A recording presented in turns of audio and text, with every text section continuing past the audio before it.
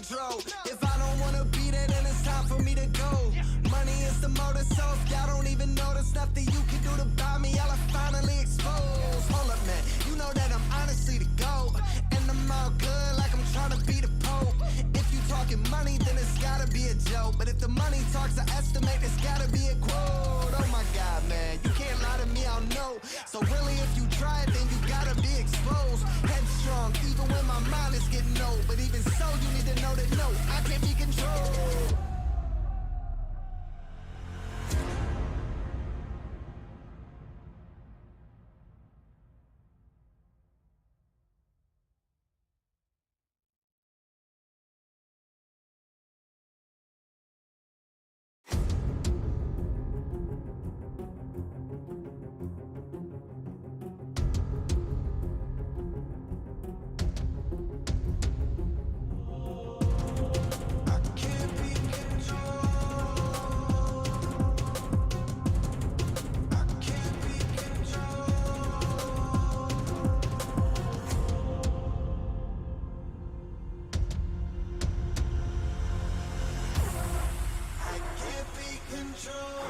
There's no stopping us now. I can't be controlled, 'cause we're not in the crowd. I can't be controlled.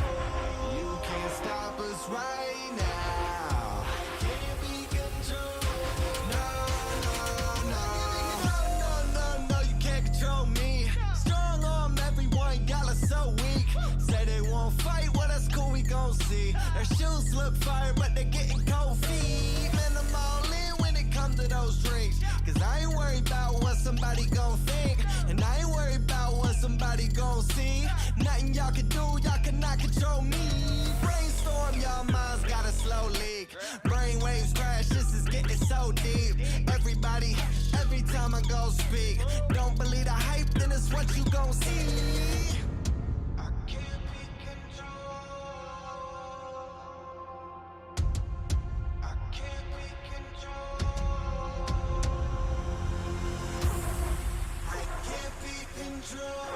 There's no stopping us now. I can't be controlled, 'cause we're not in the crowd. I can't be controlled. You can't stop us right now. I can't be controlled. No, I can't be controlled. If I don't wanna be there, then it's time for me to go. Money is the motor, so if y'all don't even know there's nothing you can do to buy me, y'all are finally exposed. Hold up, man, you know that I'm honestly the GOAT, and I'm all good like I'm trying to be the Pope. If you talking money, then it's gotta be a joke, but if the money talks, I estimate it's gotta be a quote. Oh my God, man, you can't lie to me, I'll know. So really, if you try it, then you gotta be exposed. Headstrong, even when my mind is getting old, but even so, you need to know that no, I can't be controlled.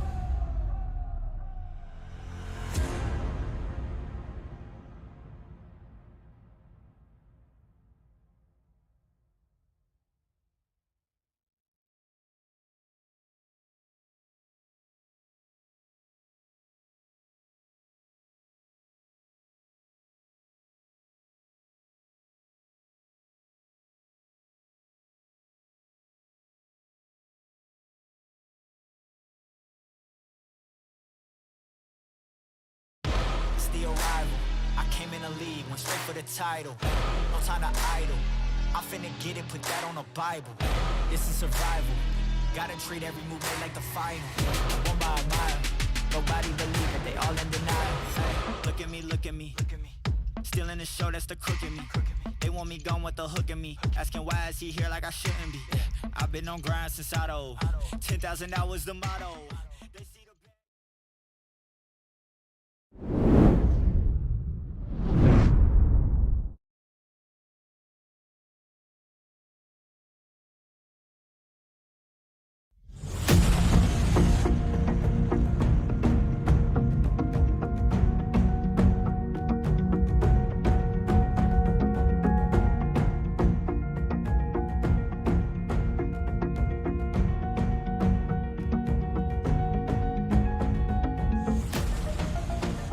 Live tonight from iRacing's virtual Auto Club Speedway in Fontana, California, we say good evening, sim racing fans, and welcome to round 2 of the 2022 Full Throttle Real Sim Racing Cup Series.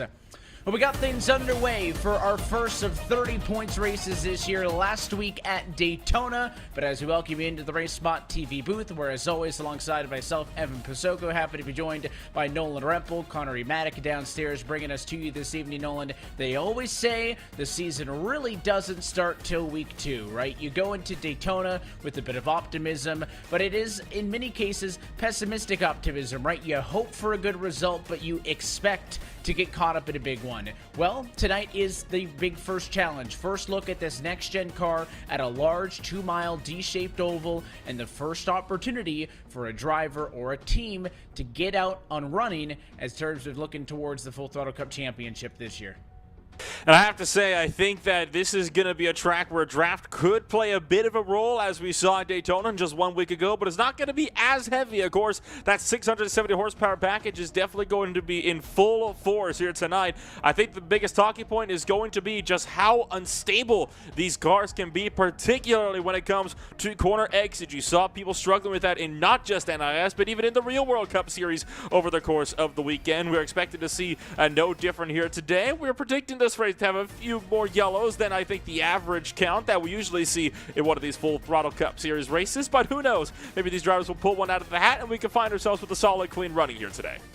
It's been a while since we've been to the Auto Club Speedway in Fontana. You take a look at our 2022 Cup Series schedule, and of course we talked about Daytona, Speed Week's coming and gone, but a lot of big question marks will be answered over the course of the next month.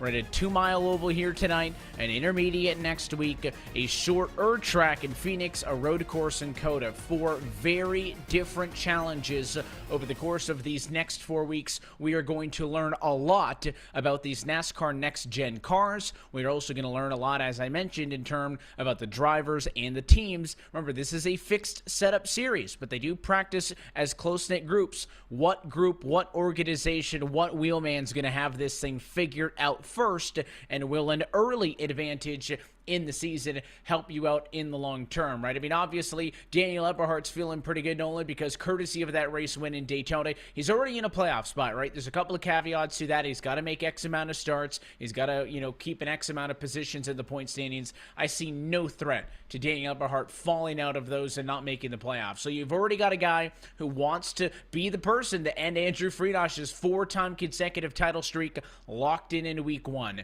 We kind of expected Daniel to get there. He's happy it happened early, right? First time he's got to win at Daytona in RSR. But I'm looking at, the buoys of the world and those other drivers to take it to Andrew. And also, what can Andrew Friedosch do tonight, right? He was very vocal with us at the end of the last season in the fall. He didn't like this kind of package. They did go up from what was going to be 550 to 670. It seemed to be well received. Can the defending champ adapt as well?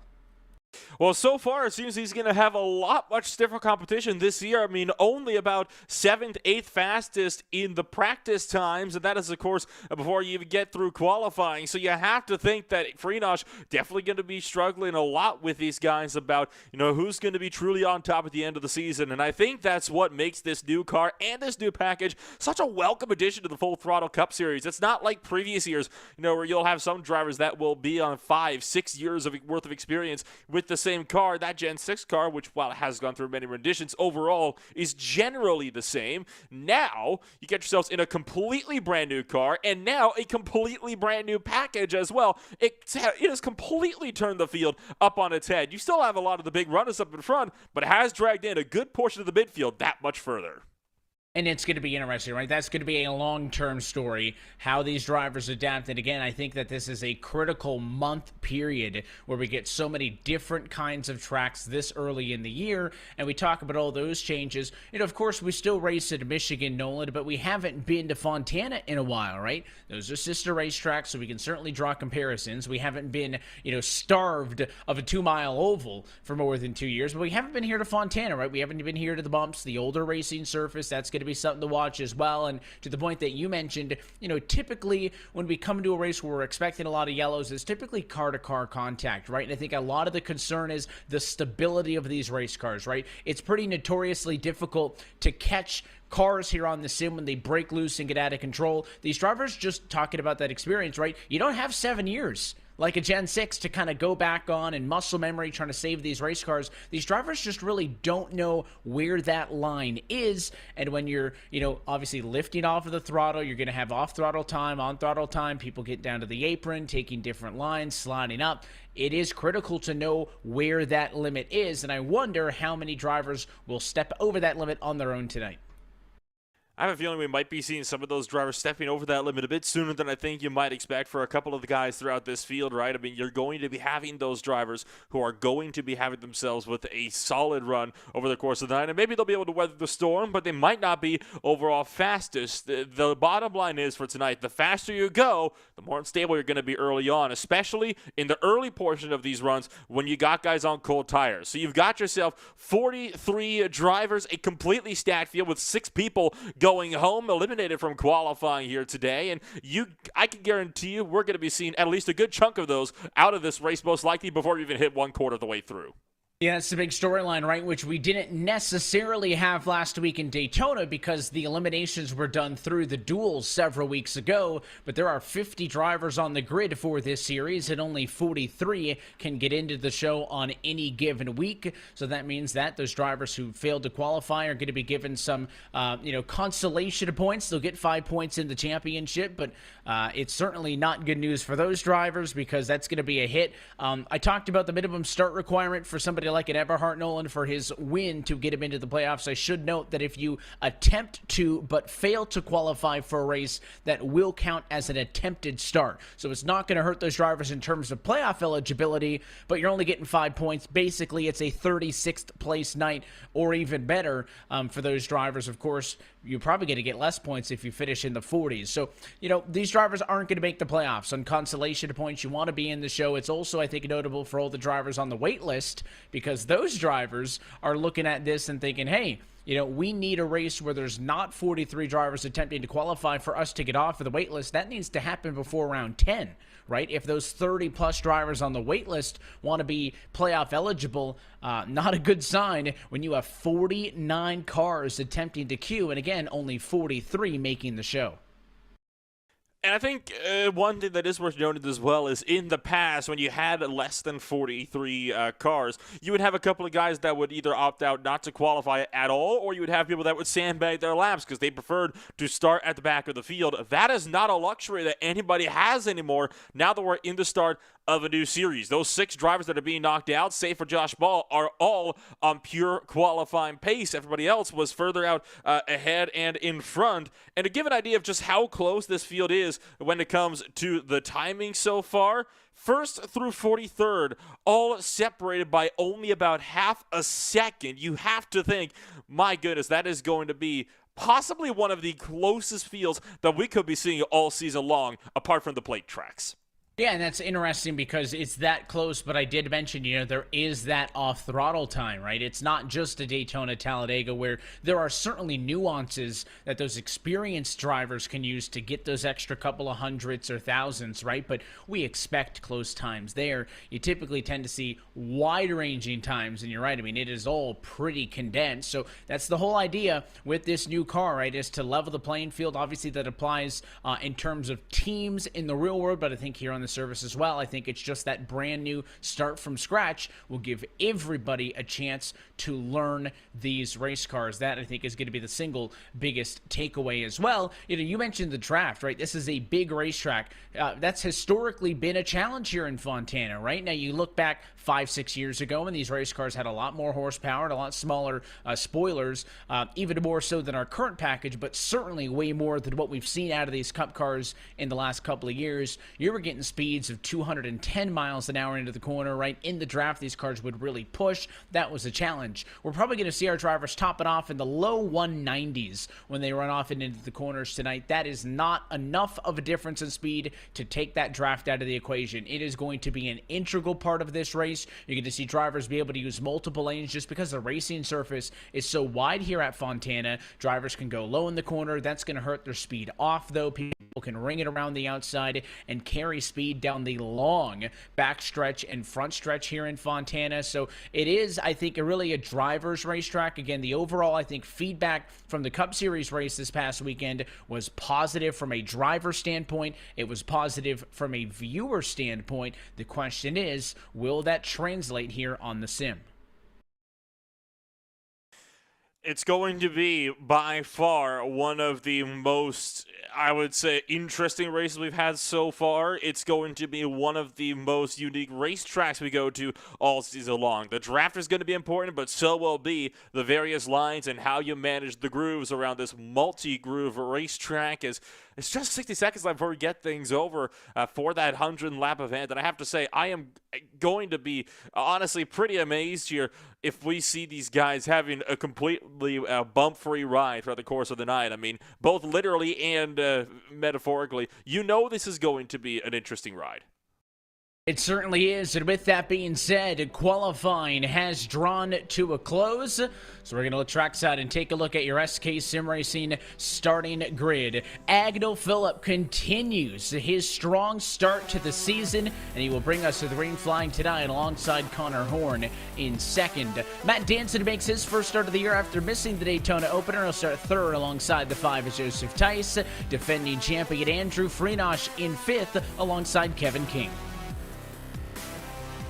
That'll put the likes of Brandon Bowie in 7th place with Timothy Johnston in 8th. Nicholas Cohen is P9 with Dane Cruz rounding out the top 10. From there, it's Michael Araya in 11th with Eric Stanford in 12th. And the lucky number 13 starting spot tonight goes to Tom Wetmore. He'll be alongside Michael J. Johnson on row number 7. Bradley Burke starting to 15 tonight, and Dylan Parker in 16th. Chris Rabel gets 17 tonight. He's alongside the 7 of Kyle Trudell. Garrett Hess is down in 19th place with Kyle Kamer down in 20th. That puts David Washington at 21st with Anthony DeBarro in 22nd. It's Jeremy Miller and Jaron Weinmeister in 23rd and 24th. And as we get towards the back half of the field here, you'll find Alexa Cody Harris and Brian Chambliss back on row number 13. Brady Whitaker will start 27th alongside Sam Nieto. David Cobb starts 29th, and your top 30 is capped off by Brandon Six. And that will put 31st place with Shane Parrish and Rhett McBride in 32nd. William Schmidt is 33rd with Daniel Eberhardt in 34th. Shane Ewing and Sean Kalis round off 35th and 36th. And to round out your field here tonight, Ross Cato, Thomas George, Michael Kuczynski with Nick Mara, Matt Mara, Nick Silver, and number 43 on the grid is Manatsi Major. His time of a 41.327 was the last time that got into the show. That means a 41.457 for Sean Casto sends him home.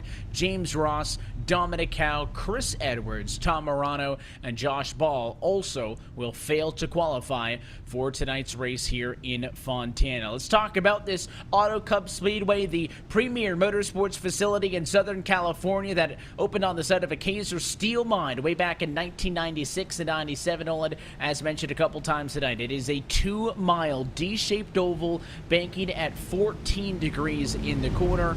3 on the back stretch, so you got a little bit of a tinge to it there, but 11 on that sweeping D front straightaway portion of the racetrack. But it is a wide surface, and I think that's primary to the storylines that we'll be following here tonight. That, of course, will mean multi-groove racing, and most notably will be the slide jobs, right? When you really throw it in on the entry to turns 1 and 3, and then you'll have to slide up across people's bumpers. Got to be careful, though, that you're not going to have to put them into the outside wall when it gets to 2 and 4, especially when the tire wear really starts to kick in about 10 laps into these runs. That's what you're going to watch for as well. Long road, 100 laps, 200 miles of racing here this afternoon. And as always, we're happy that you're spending your Monday evening with us on RaceSpotTV. The pace car is going to be down and in this time. The field will be handed over to the number 94 Chevrolet of Agnell Phillip as we say, let's go racing in Fontana.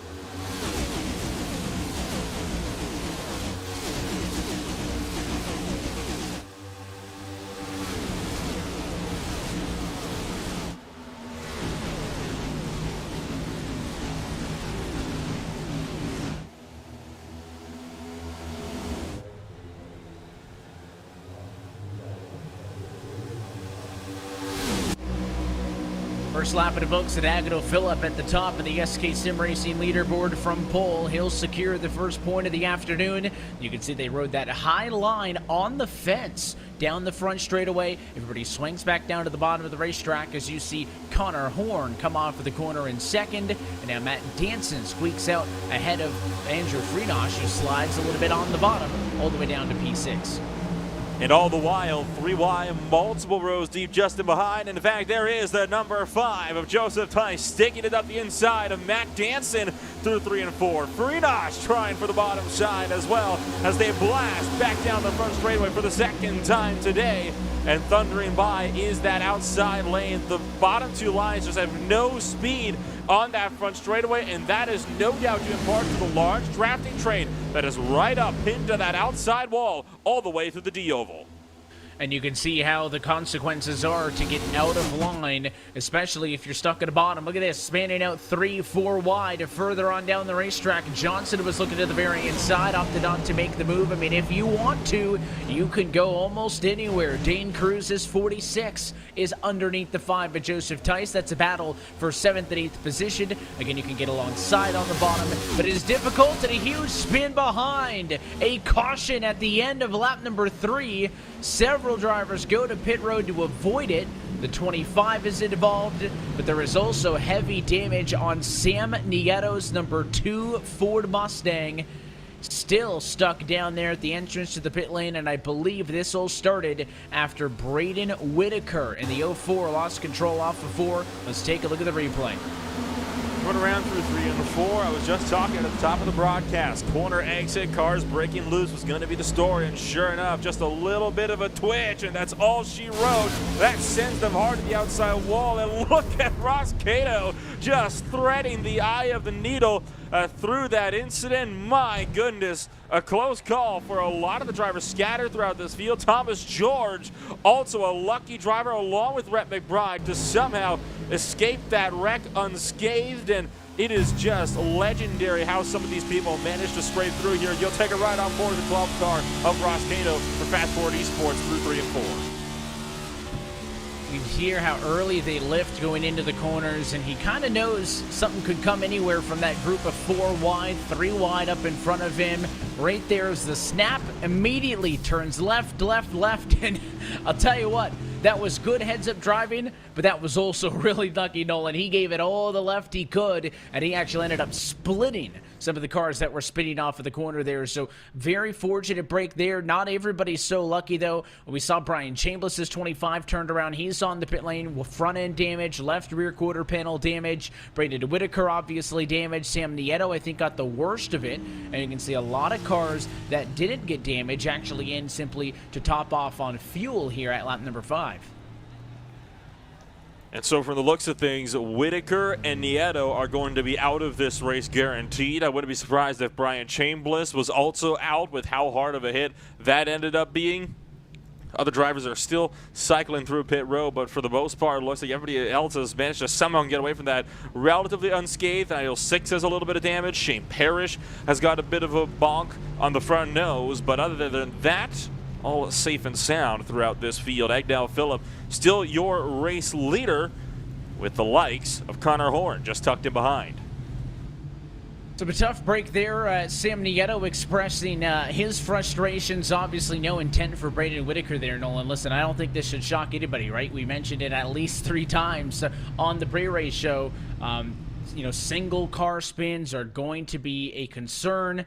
It's going to need to be drivers showing a little bit of calm, and you do need to, play the long game. And just an unfortunate break there that he happened to be the driver who was the odd man out and really got clobbered in that incident. Nobody has gone to the garage yet, but Brady Whitaker saying his car is killed, so I'm not sure that we'll see him back onto the racetrack. And I think obviously with all the damage we saw on Sam Nieto's machine, I would not hold my breath either on seeing him back in this race. But, how about Agnell Phillip, right? We talk about how good that Agnell has been so far this season and is in control of this race as the lights go on top of the base car. He led the first 5 laps of this one. He won the front row single car qualifying for Daytona, locked himself onto the front row for the 250, didn't win the opener, but Agnell Phillip is somebody who has had a huge, I think his level of improvement has spiked in terms of someone's typical progression here on the sim in the last year and a half or so. He has not been competed in RSR as long as some of these other guys who have been doing it for upwards of 5, 6, 7 years, but I would consider Agnell Phillip a top 5 driver. And no doubt he'll be looking to continue up with that consistent performance as the season goes along. You need every one of those little top 5 positions that you can throughout the course of the year.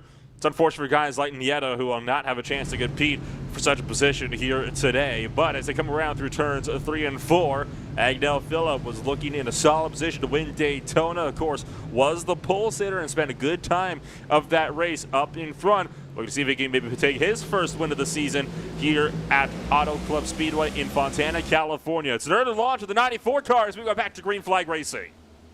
Back underway, and Agnell Phillip in control does get a good launch, but because of the draft, will this hurt him long term? Kevin King sidesteps to the inside. He'll go underneath Connor Horn. Freenosh wants to go to the middle. We're 3 wide for second, and they're all going to draft up to the 94 off of 2. Kevin King wins the battle for second. Now the fight's on for third. Freenosh slipping back, and it's the 42 of Danson to the bottom, but here comes Kevin King looking for the race lead. King up the bottom of Agnell Phillip's A51 Pro Chevrolet and now pulls up and gets clear. So the Team Chevrolet now leads the way, but Agnell Phillip is looking to knock that crown off of Kevin King's head and will now be trying to hunt for the inside line, potentially to turn 1. Opts against it, decides to play this one safe and game it out for the long term. Not looking to push things early on. Very wise move from Agnell Phillip. We saw him making these smart plays last time by, but a caution waves again, and this time it'll be in turn 2. Chris Rabel stopped in the middle of the racing circuit. And once again, under caution flags. I mentioned that we were expecting to see a higher number of yellow flags than we had seen previously throughout the season. Well, looks like that statement is still ringing true. We almost went that entire Daytona opener without one, and of course we're expecting the learning curve on these, and it looks like it's going to be very similar to what happened on the first incident. You're going to see Chris Rabel go into the corner on the high side. I think the checkup might have caused that one. He kind of had to turn a little bit sharper underneath Nolan, and the second you give it that much wheel, he was out of control. I will say, a great save from Eric Stanford behind him. Stanford about wrecked the number 19 machine trying to avoid Chris Rabel, and it was a save by Stanford. Rabel unfortunately overcorrected into the outside wall, and we talk about heavy hitters with a slow start to the year. Michael Loraya, heavy damage in his Sim Speed Shop Chevrolet after he T-boned him on the way through. At least this time, though, it was just a 2 or 3 car incident instead of the 5, 6 car crash that we saw to kick off this race on, I believe it was about the 3rd, 4th lap or so of this race. So we're under caution flag once again, and you see a little bit of the field already looking to get double file, get back racing just behind your top grouping. So you got some guys still very eager to kind of get the ball rolling here, and you have to wonder, will the amount of caution that we could be seeing at this race make some drivers more impatient, ergo more likely to make some much more aggressive overtakes as we go back to green flag racing here. Some drivers opting to come down pit road. Lariah, Washington, Jeremy Miller all coming in. So is Cody Harris. And is there a spin? There is a spin over in turn 4. Garrett Hess, I think, had a bit of a moment. So under the yellow flag, Garrett Hess has gone around. I believe that Garrett Hess is also struggling with some connection issues. So I think he's kind of trying to stay to the rear and stay out of the way. So Garrett Hess really struggling with some connection problems on his end. He has brought that car back down to the pit lane. Still a majority of the field deciding service is not necessary. Your top 23 cars have yet to pit.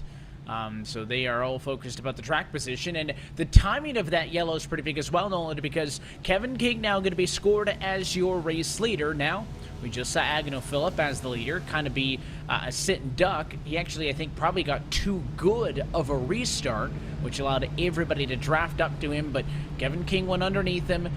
There was no guarantee that King was going to be able to secure the lead there because he was on the bottom, and Agnew Phillip was likely to fight back into 3 and 4, but with the timing of the yellow freezing the field means that the 31 car goes to the race lead just like that. So now we'll see what Kevin King can do up at the front of the field, of course making his first full-time foray into real sim racing here with this 2022 Full Throttle Cup Series.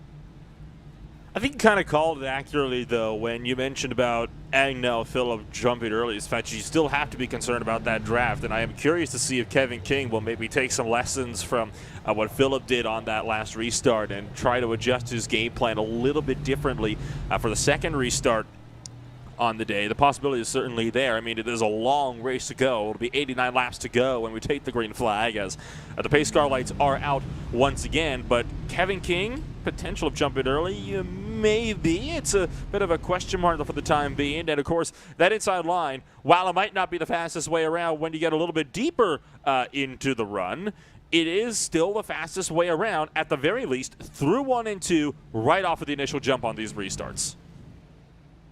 And no surprise that Kevin King has elected to go to the bottom of the racetrack. Of course, the driver in control has the option to choose inside and out. Of course, there is no choose cone or choose V rule on the sim, so the only row that gets that discretion is the front row. But we saw Agnew Phillip decide to go to the inside on the last restart. We are seeing the same thing here out of Kevin King on the bottom.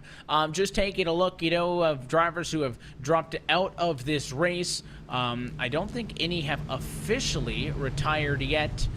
They all appear to still be on in the facility. No one's gone to the parking lot yet, but several drivers still multiple laps down. Right now, we still have 37 cars on the lead lap as we race a little bit later into this Southern California afternoon. Still pretty calm and cool conditions, all things considered. 65 degrees Fahrenheit outside, 83-degree track temp as the pace car dives off it in, and Kevin King to bring us back underneath Barney's green flag, and we are back underway with 11 laps down in California.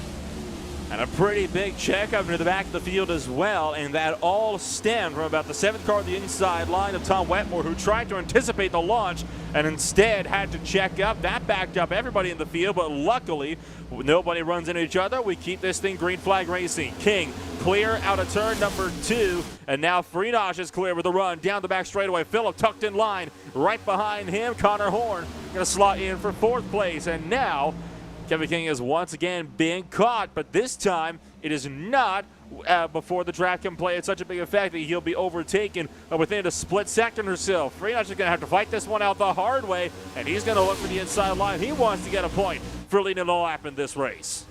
And look at Agnew Phillip pulling up behind Kevin King. He's going to give a bit of a push to the 31 machine, so King gets a nose back in front in the center of the corner. That outside line is going to give him a huge advantage here off of 2. Watch this. Freenage is going to push up. He's going to be slow down the backstretch, and not only does Kevin King defend for the race lead, but Agnew Phillip now is also going to clear Freenage and maybe even Connor Horn for 3rd. Danson way back down to the inside. Same paint scheme, but a new number for Matt Danson this season, the number 42 car down on the inside line. You're just losing losing too much speed on the exit of the corner to make that stick. Danson settles for 6th, and now here comes Agnew Phillip underneath Kevin King. He's got all the momentum in the world at about 5 miles an hour faster than the 31, courtesy of the draft. Does he block the 31, though? Phillip stalls out, he gets turned! Phillip goes around! Freenosh got into him, and Phillip spins into the inside wall. It is one car, no caution, and we stay green.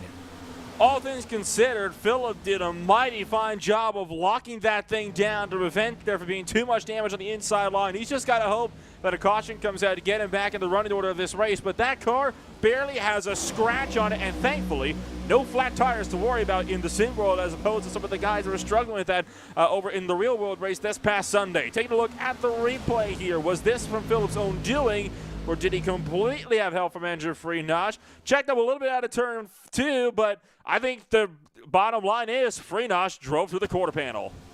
Yeah, and something happened to Agnew Phillip there, right? I mean, he got that huge burst of speed. Eventually, he was 5 miles an hour quicker than what we were seeing out of Kevin King. And I think he just entered too low, and he just could not get onto the gas off the corner. It was just tight. And at that point, Freenosh had all the speed in the world. Freenosh was at speed. It was pretty clear that Agnew Phillip was off speed, and this is the best perspective. You're on board with Freenosh. Taking a look at the replay. They both enter low. But you can see Andrew's going to be able to hold the bottom longer, right? You can see Agnew's pushing, and then all of a sudden, I mean, he just loses a ton of speed. Andrew feathered the throttle. I mean, there's no question Freenosh finished him off, but something happened with Agnew Phillip there with that race car getting upset. Oh, one upside down, back straight away. And it's Rhett McBride up on his side now, and a caution is out again, and that's the big one on the backstretch. Yeah, Rhett McBride turtled up against the back straightaway wall. What happened to his VRS Direct Force Pro Chevrolet? Well, we were taking a look at some of the chaos that happened up the road with your race leaders. Something happened between the 21 and the 3. So Nick Cohan coming off a 2 right there. You saw him break sideways. Cohan just ended up in the outside wall. I think he got tight, got pushed up the hill, and then that race car, when it smacked the fence, came down, collected Dylan Parker. Cruz got a piece. Burke got involved. And McBride came in very late, but just could not avoid it in a very, very weird flip for the 13 when he eventually went upside down. The overhead's going to give you a good look at how it started. Right there, just pushing. Ty gets into the wall, and that just collects everybody else. And look at the driver scrambling behind them. And Kyle Kamer, I think, avoided that one by the skin of his teeth. And you'll see a couple of the drivers. There's Rhett McBride going up and over. You saw Jeremy Miller also, I think, get through that relatively unscathed. And I think McBride overturned when he spun sideways and struck Joseph Tice. He was spinning around. So I think that would explain why Rhett McBride went over, because it definitely wasn't from tagging the wall. And that's the only other thing he would have been able to hit for in order for him to overturn like that. Yeah, it was just a weird incident, and listen, we see those from time to time, and the tough part for him is he got turtled, so he has to take the long tow to the pit lane. Third yellow of the afternoon, though, but a lot of drivers headed down pit road, so they are in for service this time through. First time we've seen the leaders in. Let's see if they opt to go for 4. Remember, with those single lug wheels, pit stops a lot quicker than they used to be. You don't need 4 tires worth of time to get fuel into the race car that you would need to get it back to 100%, but it seems like these drivers want 4 fresh Goodyears. That's going to be the call, and they race off pit road. Oh, and a spinner on pit road. Oh! Eric Stanford is around in front of traffic.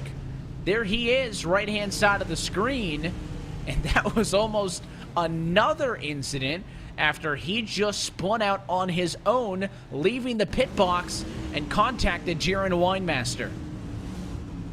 I don't think I've ever seen a car spin out in the fast lane on pit road on iRacing, let alone just here in Auto Club in general. But you're right, just spun out the tires on the exit of the pit stall and just looped by himself and just barely clipped Jaron Winemaster and put the 48 car into the wall. So a bit of damage that the 48 car I don't think he'll be too pleased about having.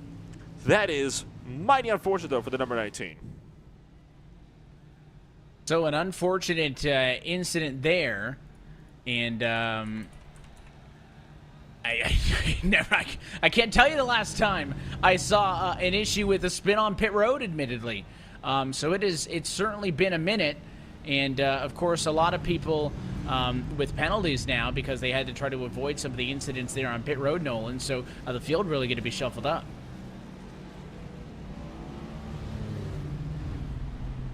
Tell you what, it's a bit of an unusual situation there, and I cannot remember the last time that I have seen something like that happen. Well, I mean, I guess that would be a little bit dishonest. I remember seeing people spinning out on pit road, but usually it's when people are getting tipped around entering their pit stalls, right? That's the most common place to see this. Usually when you're exiting pit road, it's not with car-to-car contact, and usually people aren't spinning up the tires to the point when they would have in order to send themselves spinning out into the outside wall. But I will say, some good heads-up driving from the other guys in pit road. You wouldn't think you'd have to keep your eyes open too much when you're in pit road, but if you're under a caution like this, it always helps to keep your eyes open, and that is the perfect example of why. And it answers our question pretty early. The one that we posed during pre-race coverage were these cars going to be a challenge individually? Clearly, the answer is yes. Now, some of these incidents have had contact in them, but I think the common denominator has been it all starts when somebody was starting to lose control on their own. And we're going to see if drivers are able to manage that as this race carries on. The pace car is going to dive off it in this time. Let's see what Matt Danson can do. He is in control. He was the only driver to not come down pit road at an old tires. He brings us to the green flag.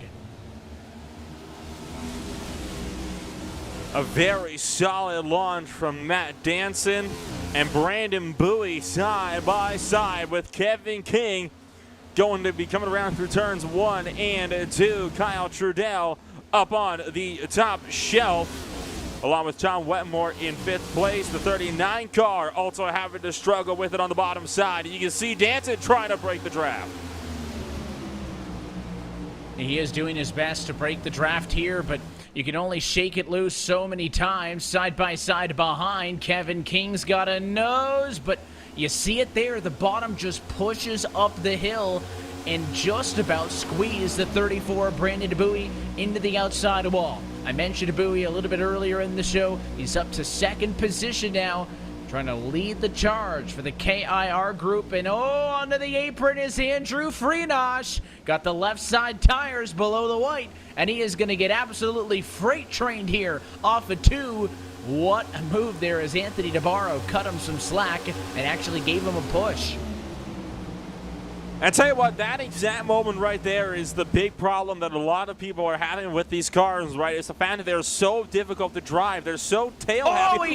Huge hit! Who was that? Hard into the wall and destroyed Jaron Winemaster in the 48 machine with a mammoth of a hit. And that was, again, all on his own from 9th position. There's not much else to say. Just watch this impact as he overcorrects. Just got loose again, and that is a tremendous impact. And that collected Agnell Phillip as well, last week's pole sitter, as well as podium runner, and now I imagine not going to be finishing this race too happily at all, and that collected Andrew Freenosh in a huge way as well, defending champion. It is not going Freenosh's way so far in his title defense on board with Jaron Winemaster. He was a lap car in the middle of all of this. I think he was actually looking to 5 positions at the moment when this happened and just lost it, and that's a tremendous impact into the outside wall. And honestly, with the onboard shot, you wouldn't think he was loose. You'd think he had a tire go down or something and just slam straight on into the outside wall and take about 5-6 cars with him.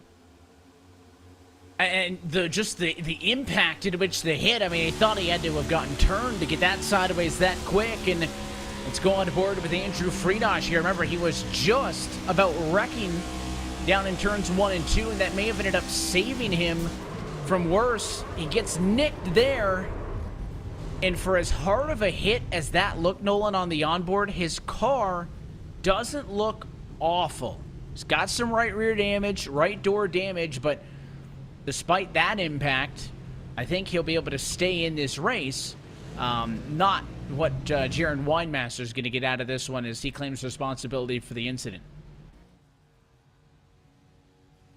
That is, again, a story that we're going to be talking about time and time again throughout the season, is how difficult these cars are going to be to control. And I was just talking about as well, about how difficult these cars are to control, about how tail happy they can be, and right on cue, you get another car that goes full force into the outside wall. This is going to be by far a very, very difficult season for a lot of these drivers who are not used to having a car this difficult to drive. It's not like the car before, but this next gen car was first released, where it was essentially on rails for all intents and purposes. This is going to be, I honestly don't know. This season has been turned up on its head, and it's not looking good for your points. Well, your defending champion of 4 times, Andrew Freenosh, who, by the way, the damage might be a little bit more serious than we thought of, because he is still sitting in pit road and is about to go a lap down.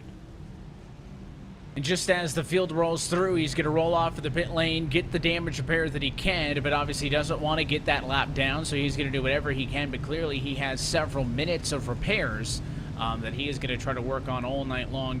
At Daytona, Nolan, you can get away with a race car that's got a little bit of damage because the draft obviously is huge at that track. Here, the draft is certainly a factor, but this is not a track where the draft is going to keep you in touch with everybody else. I mean, damage like that is really going to cause issues.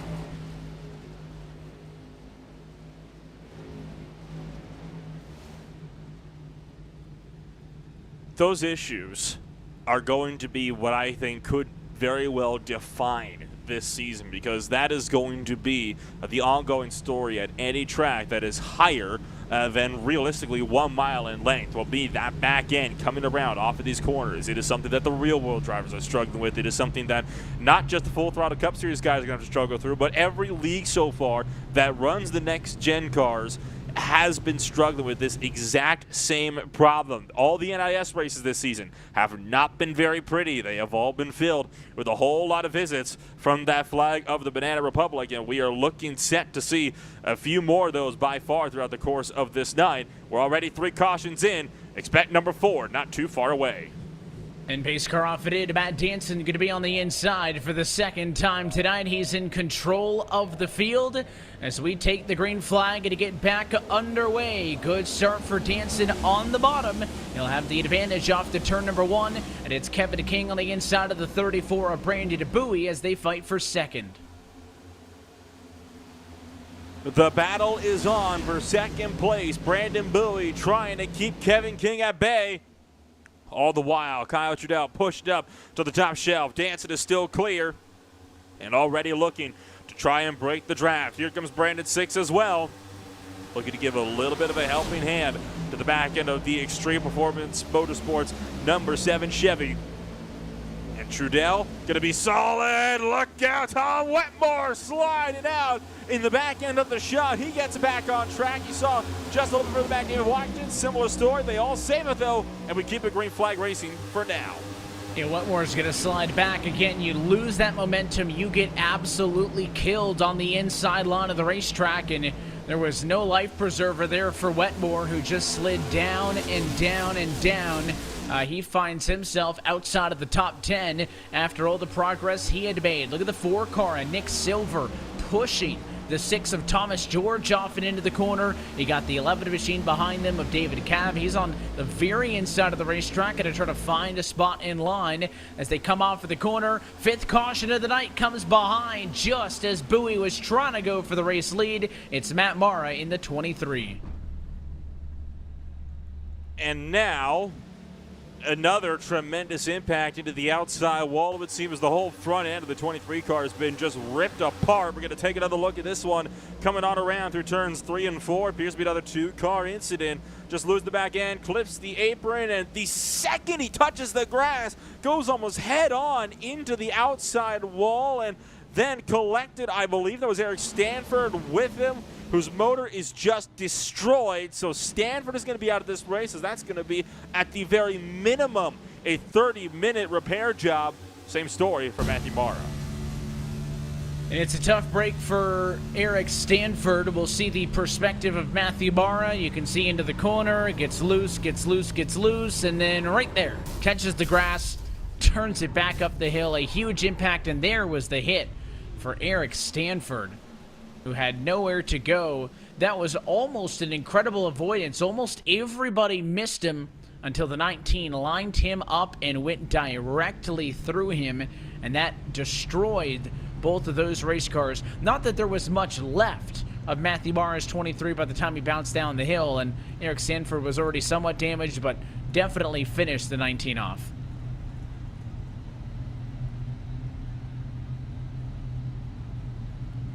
I'm already running out of things to talk about here. I mean, it's the same story time and time again, right? Drivers just breaking loose by themselves. That has so far been the story for every little incident, save for Freenosh's incident with Agdal Phillip. But, of course, that did not bring out a yellow flag. We're under the 5th caution flag, and we're just over a quarter distance through this race. And every single one of those incidents has been cars breaking sideways, breaking loose out of these corners. It is going to be a continuous problem. And it doesn't help, right, when you have these guys out there on cold tires. I think that is a big problem about what is happening so far in the field. The problem is we haven't really gotten a run long enough for them to properly get the tires up to temp.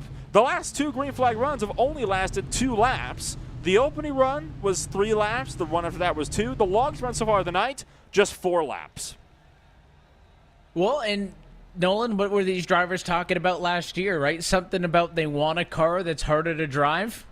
I think they got it. And I think be careful what you wish for. Right, and the topic of conversation now, and it's something that I mentioned off at the top, right, during pre-race, is that, these cars have notoriously on the surface, even with the Gen 6, been pretty difficult to save them when they get sideways, but especially with this next-gen car, and based on what we had seen here over the course of last week with the official racing on the service, that it was that much more difficult. And basically all the drivers are kind of group thinking under the yellow that, hey, the only way to save that car when it breaks sideways is to accept you're going to lose spots, right? You can't stay into the grass and try to, or stay in the gas, I should say, and catch it. You're going to have to basically let off the throttle, let it spin down to the grass, hope it corrects itself, but throttling and turning to the right to correct the race car just is not working for anybody.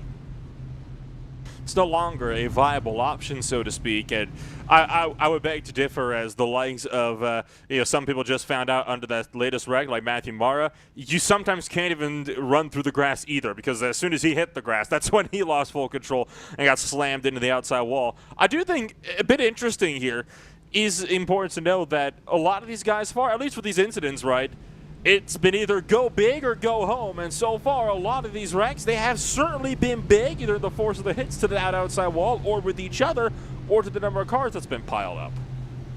And this is true, and eventually you're going to get more space, right, as cars continue to wreck out of this race. We still have 32 on the lead lap. Remember, in none of these races will drivers have quick repairs. They don't have any. So any damage you get, you're going to carry through the race. That's going to add up as the night goes on. Number of cars on the lead lap will start to dwindle and dwindle, going to give these drivers more space to work with. But again, the packs aren't the concern. It's that single car handling. Pace car off it in, 3rd time in a row. Danson's going to control on the bottom. Brandon DeBowie was taking the fight to him last time. We'll see if the 34 can do it again. We are underway with 71 laps to go here in Fontana. Danson pulls up to the outside. He's got a big gap that might hurt him on the back straightaway as they draft back up to him. Top 3 have already broken away clear. Brandon Sinks checked up a little bit, I think, to maybe like Kyle Trudell up in a line. Look at Brandon Bowie looking to weave across the track, trying to tuck in line with Matt Danson. And I think I like what Matt Danson's strategy so far is on these restarts. Get a far enough gap out in front and hope that when the next caution comes out, you haven't already been overtaken for the race lead. It's been a strategy that has so far been working for most of the people that have been up in the race lead so far. Will we get the run that could be the longest green flag run of the race so far on this latest restart? Oh, we'll wait and see. Michael Johnson, first driver side by side with the likes of Kevin King. That is for the 5th position on the racetrack. Kevin King on the low side. You've got Johnson up top, and Johnson will have the outside line and help with the draft and will pull clear out of turn number 2. All the while, you got your top three, or I should say top three from second or fourth, still trying to run down the overall race leader. Yeah, they're trying to chase him down, but Danson's did a good job of leading. In fact, this time by, it'll be the 15th lap led by the Australian. So Danson has leapfrogged the likes of King and Phillip in terms of the most laps led. We've seen 4 different lap leaders here tonight. Danson, King, Phillip, and Bowie all having secured a bonus point, and most of those names are up towards the front of the field trying to pull away in a little bit of a 4-car breakaway. 5th on the back is the battle we've been watching. Silver, Johnson, King going at it. You got the likes of Wetmore tucking in line behind them. You got the 11, the 6 of Horn as well, also close by. But it looks like there's 2 lanes. There's the bottom, and then there's the middle. I'm not seeing really anybody up on the fence at this point. Nobody's really getting up to that outside line just yet. That isn't really a feasible line up until you get towards the tail end of these runs when tire wear is really a huge factor. And again, we have not been able to get far enough in these green flag runs for that ever to be of any realistic factor in how these battles play out. The only story so far is I think how much that inside lane is dropping off on corner exit already on about 2 or 3 laps into these runs. You ride aboard Nick Silver down in the turns 3 and 4. You can already see Brandon 6 working the high side, and Silver gains on entry. You can already see 6 trying to pull away a little bit on corner exit, and he's able to do so since there's more cars so far running to the top than there is on the bottom. You're on board with Nick Silver in the number 5 spot, and up the road you see the battle for the race lead. Bowie's going to go underneath Danson into turn number 1. Now he's clear, but Danson's going to go for the undercut. He saw this coming. Bowie's going to swing out wide, and now here comes Danson underneath. Now he'll have the momentum down the back straightaway, but the problem is he won't get all the way clear. Bowie gets a push from Trudell on the outside, and now the advantage should be in favor of the 34 car. As Danson tries his best to fight on the inside. Pretty good exit for the 42, but right here comes the push. You just can't do anything about it. A new race leader, Brandon Bowie, back in control, and look at that line of race cars. Draft as a pack up top and leave Danson on the bottom all on his own. Perfect visualization right there about just how important the draft still is and how important it is to have your drafting buddies with you, even at a track like the Auto Club Speedway where you're a little bit more off-throttle than you are at other tracks like Daytona, like Talladega. You're not relying on the draft nearly as heavily, but it is, in the end, going to be what could net you either a race win by the time you get to the checker flag, or in fact cost you one if nobody opts to work with you. And you only got 2 trains trying to pass around you on both sides in that brief run down towards the checker flag. And you can see Silver there thought about going to the inside, but he quickly thought better of it, went up top and squeezed in between Wetmore and Johnson. So he really needed to get up into the outside. And listen, cars are going low in the corner, right? I mean, they're not all staying up high. You can see Wetmore to the bottom again, but the big challenge appears to be entering on the bottom. If you enter the corner down low, you're gonna be slow, and you'll see it here. Look at Danson's 42 and Nick Silver's 4. They're both on the inside line right now.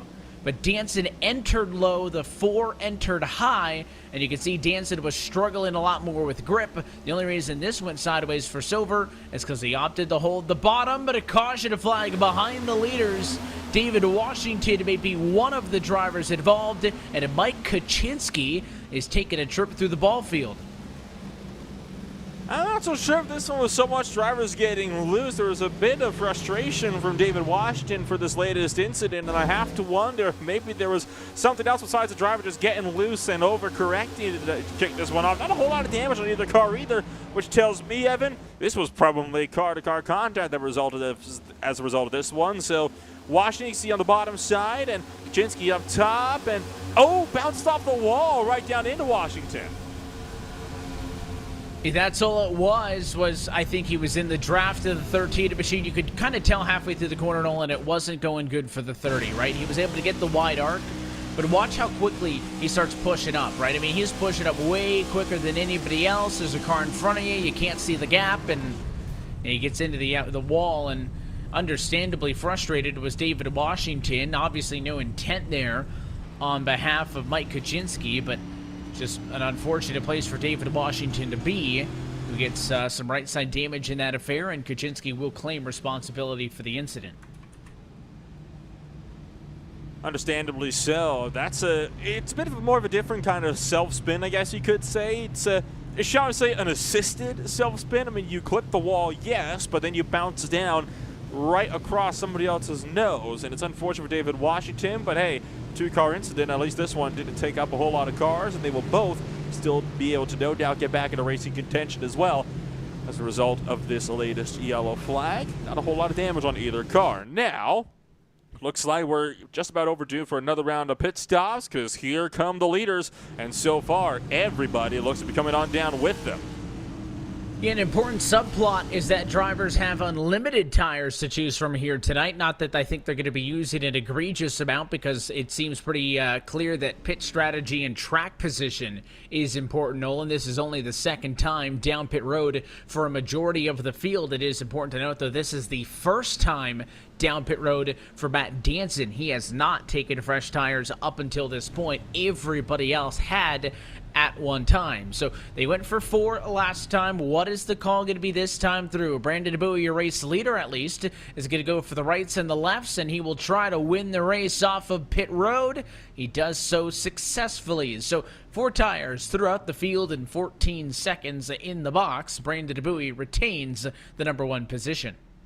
I always feel bad for the poor SK Sim Racing leaderboard whenever we have these mass exoduses down pit road into these caution flags, because every time you can just see it struggling so much to keep up. I mean, it does its best, though, and it does its job nicely. So it'll put Brandon Bowie up in the race lead, with Trudell in second, 6 in third. Silver, Wetmore round out the top 5. Danson, Johnson, King, Burke, Phillip for the last spots inside the top 10. Remember when Agdal Phillip was racked down by Andrew Freenage under green and there wasn't a caution for it? And I said he would just need a caution or two to get himself back into contention. Well, there he is, now punching back into the top 10. But he's in a real good spot as he tries to get back into this position. There's also some drivers who have really taken advantage of some of the chaos. Nolan, Nick Silver. We talked about the knockout qualifying. So sometimes drivers would prefer to not take a time in queue. They would prefer to, hang back, not take a time, start at the rear. You can't do that when 6 drivers get sent home in a race. So Nick Silver started this race back in 42nd position. He barely made the cut, and he is running in 4th. He is plus 38 spots, and, it's not just now getting to that point, because we've been talking about that 4-car in these battles for about a dozen laps already. So he very quickly just drove his way through the field. Some drivers pitted to the wayside a little bit earlier than he did. That certainly helped, but Nick Silver's plus 38. Brandon 6 ahead of him is plus 27. Thomas George plus 27. I mean, there's a lot of big movers currently in your top 10. So doubled up once again, and that was the longest green flag run we've had all race long. That being said, I think a lot of these drivers still wish it could have been a little bit longer, but that is a taste of the kind of green flag racing you can get. It goes to show that under green flag racing at the Auto Club, still as exciting as ever, and we are hoping that we'll be seeing some more of those longer green flag runs before the end of tonight. Everybody loves to see some good old Auto Club action, right? Drivers slicing and dicing through these fields, taking the different lines through these corners, and it's just a thrill to watch as everybody tries to navigate the slide jobs, trying to navigate the dirty air, and we're going to be seeing that time and time again throughout the course of the night as the pace car comes through 3 and 4, and Bowie gets set to take us back to green. Bowie's going to be in control once more. We've seen Bowie lead 9 laps so far this afternoon. Again, wants to start on the inside lines. Got some friendly cars behind him as Brandon 6 will drive up from row number 2 and challenge the 7-car Trudell for that second spot as the 66 car goes way to the inside, but pushing early. Can the 66 reel it in? He's going to have to get way off the gas off the corner. It's going to slow everybody down off of 2. Good news potentially for Brandon Bowie for what could be all of about 1 lap before these guys catch the draft and start to pull him right back in. You saw the likes of Eberhard jump into the low side. Oh, and now Eberhard sliding loose. He's clipped the apron into the grass, but this time he holds it, loses a ton of spots as a result. But hey, it's better than losing a car and about 4 others into the outside wall. So still double file in the mad dash down towards turn number 1. The top 4 now, all clear. Wetmore trying to make some ground on Danson on the low side. And we saw Daniel Eberhardt have the big scare, and now another spinner behind. Can they hang on? No. Caution flag is out. Sean Kalis gets collected in that incident, but it all started up the road with the 13 machine of Jeremy Miller, and again Nolan started on his own.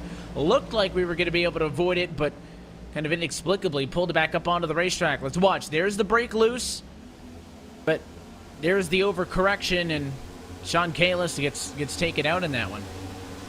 So does Braden Whitaker, who actually got wrecked by Kalis, just trying to avoid this. Kalis jumped down because he saw that Jeremy Miller was starting to drift up the track and in fact overcompensated. I don't think he realized that Miller was going to be able to lock that one down. You're going to watch it on board with Braden Whitaker, and you'll see my point exactly here. They both probably could have missed this had Kalis not jumped back down to the low side like this. You're going to watch Miller drifted up the track right there, and there's Kalis driving right into harm's way. Honestly, it almost looks like he aimed for him, but I can tell you what happened. Kalis was trying to compensate. He thought that Miller was going to slide further up the racetrack than he ended up doing.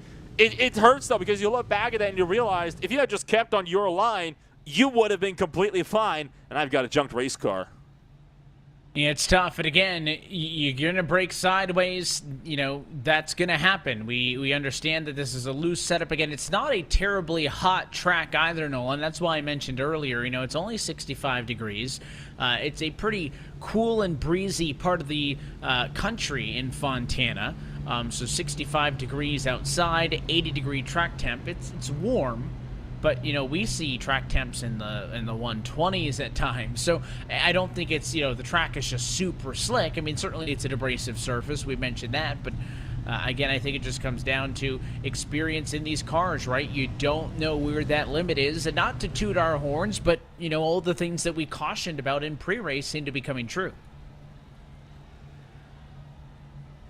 Once again, we're tellers of unfortunate futures when it comes to this sort of thing, and we're still hoping that we'll be getting those longer green flag runs. As you see Shane Ewing taking the Lucky Dog free pass. I believe that now puts him 1 lap down, so one more caution to Ewing will find himself back on the lead lap. For guys like Sean Kalis, Tim Johnston, I think their hopes of getting back on the lead lap are, shall I say, not as high. They're both 4 and 8 laps down respectively, and everybody in behind them is down on pit road for service, save for Brian Chambliss, who is even further down, 14 laps out of contention for the time being. How about Kyle Trudell? Brandon 6 started 30th place in this field. He's up to 2nd place. The biggest mover so far, Nick Silver, 42nd place. Last driver starting the outside line, and he's also up into the top 5. And expecting the light squad on top of the pace car, all these laps under yellow are keeping the battle for the most laps led pretty close. I mentioned earlier that Matt Danson had taken control of the race, in terms of that extra bonus point, right? 2 bonus points available, 1 for leading a lap. That can go to as many cars that do so, but only 1 additional point, 2 max bonus points for a driver who leads the most. Bowie has now led 14. Danson's total is 17 laps led. He's back in the number 5 position, so he's got a shot to get back into the conversation, but it is the Keep It Real Esports driver out of Nottingham, Maryland, Brandon Bowie, who will bring us to the green flag here. The team standings, Nolan, I know it's only 1 week through Daytona, but Keep It Real Esports at the top of the team championship. Of course, we introduced that as a new championship last year through the SimSpeed Shop Winter Series. Keep It Real Esports won that team championship, and they currently occupy 1st and 3rd in the team standings right now. In between that Keep It Real duo is Flat Out Motorsports, 2nd in the team standings with 16 points. They're represented by the likes of Joseph Tice, Nick Silver, and company. So many different layers of championships as well that we'll be following along all season long. all of these championships still have a lot of time to get themselves sorted, and I'm honestly expecting with how volatile these opening races can be and the variety of tracks that we see, we're not even going to be seeing a clear trend of who's going to be up at the front emerging until possibly closer to about a third of the way through this season. I think that is about the earliest point where you start making realistic guesses as to who could potentially be some serious title contenders. But right now, no doubt these guys are not thinking of the overall championship. They're thinking about the here and the now and how to get these cars up into victory lane. And so far, Brandon Bowie is heading up the way, and he is going to take them back to the green flag.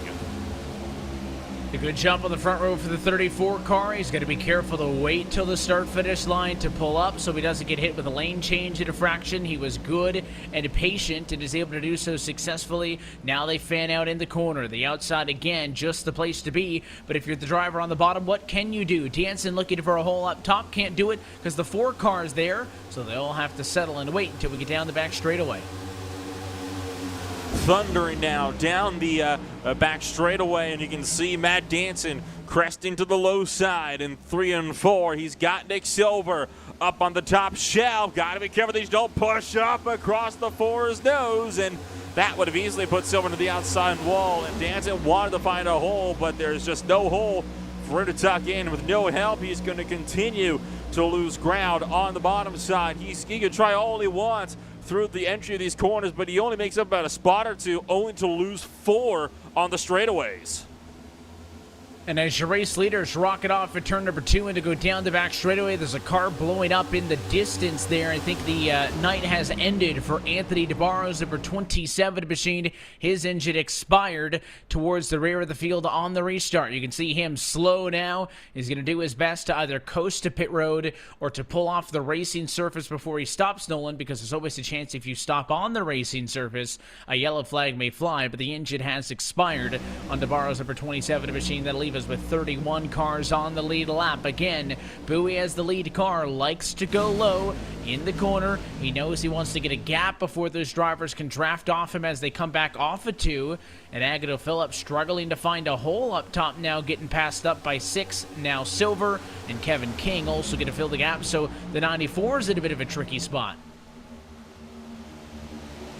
There is definitely still a solid opportunity for a lot of these drivers, filled with a little bit of a twitch, but it is not enough to break the back end of the A51 Pro Chevrolet loose, so it will cost them significant time down the front straightaway. Oh, Phillip trying to shut the door in on Connor Horn, but Connor Horn was not about to be deterred, did not let Phillip fill that hole. And that'll force the 94 car on the inside line. It has to check up again because he ends up 3 wide with Matt Danson. And now Phillip is having a bad time out there for the moment. I think just now be able to tuck in line between Cody Harris and Kyle Trudell, but not before dropping all the way into the back of the top 10. And Agnew Phillip hasn't all of a sudden slowed down, Nolan, but that is the challenge of being on the bottom. You go from a top 4 car to right now being scored in 10th position. You'll get a spot back here as the 11 cars underneath him. So now David DeCab's going to be dealing with exactly what Agnew was dealing with. He can throw it way to the inside, but if you can't find it open and up top, there's no hope. And on board with Phillip, could he squeeze to the outside? Door gets shut there by the 7.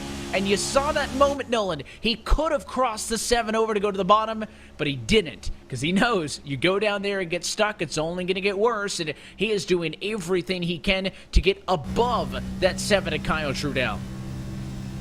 Still trying to make something work, but you can see just how unstable the 94 car was. He's right on board now with David Cobb, who's a little bit up the road, and Cobb having a solid run of it up in the 7th position for the time being. You're looking down over the back end, and you'll just see the likes of Tom Wetmore pop into view as he gets by the number 51 car on corner entry, but just can't clear on exit, and will end up falling right back to where he started. They might even lose one as Connor Horn jumps down low. Kevin King also looking to make a run for the podium on Nick Silver. I mean, there is no denying if you can hang on to these race cars, they are fun to drive, and we are past halfway home here tonight in Fontana. King wants a spot in line. Silver won't allow it, neither will Danson, who rushes up to fill the gap.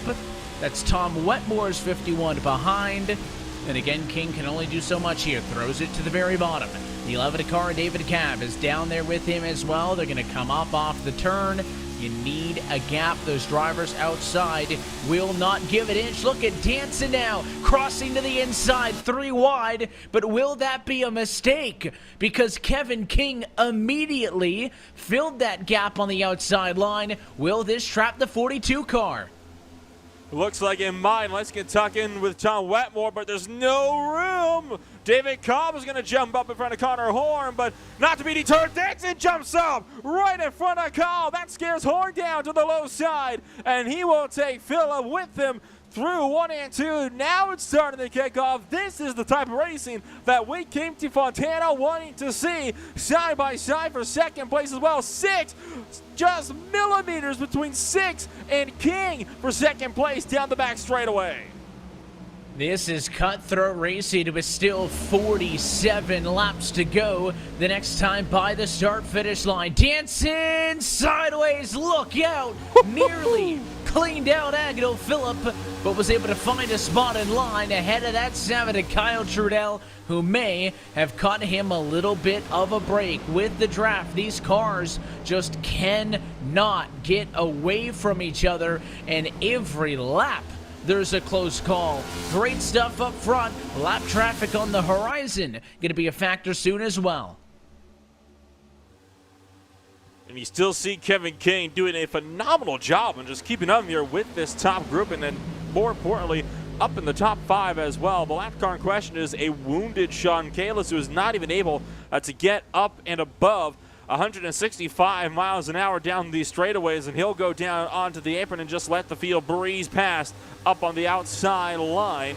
Brandon Bowie still holds the lead, and so far 6 has made more moves to defend for 3rd place than he has trying to actually go for an overtake on the race lead, and that is just fine for the Digital Motorsports Toyota Camry of Brandon Bowie. But no doubt some of these guys in behind might be getting a little bit impatient with 6 here, and they might be wanting to think, you've had your chance, let's see what we can do in this bid for the race lead.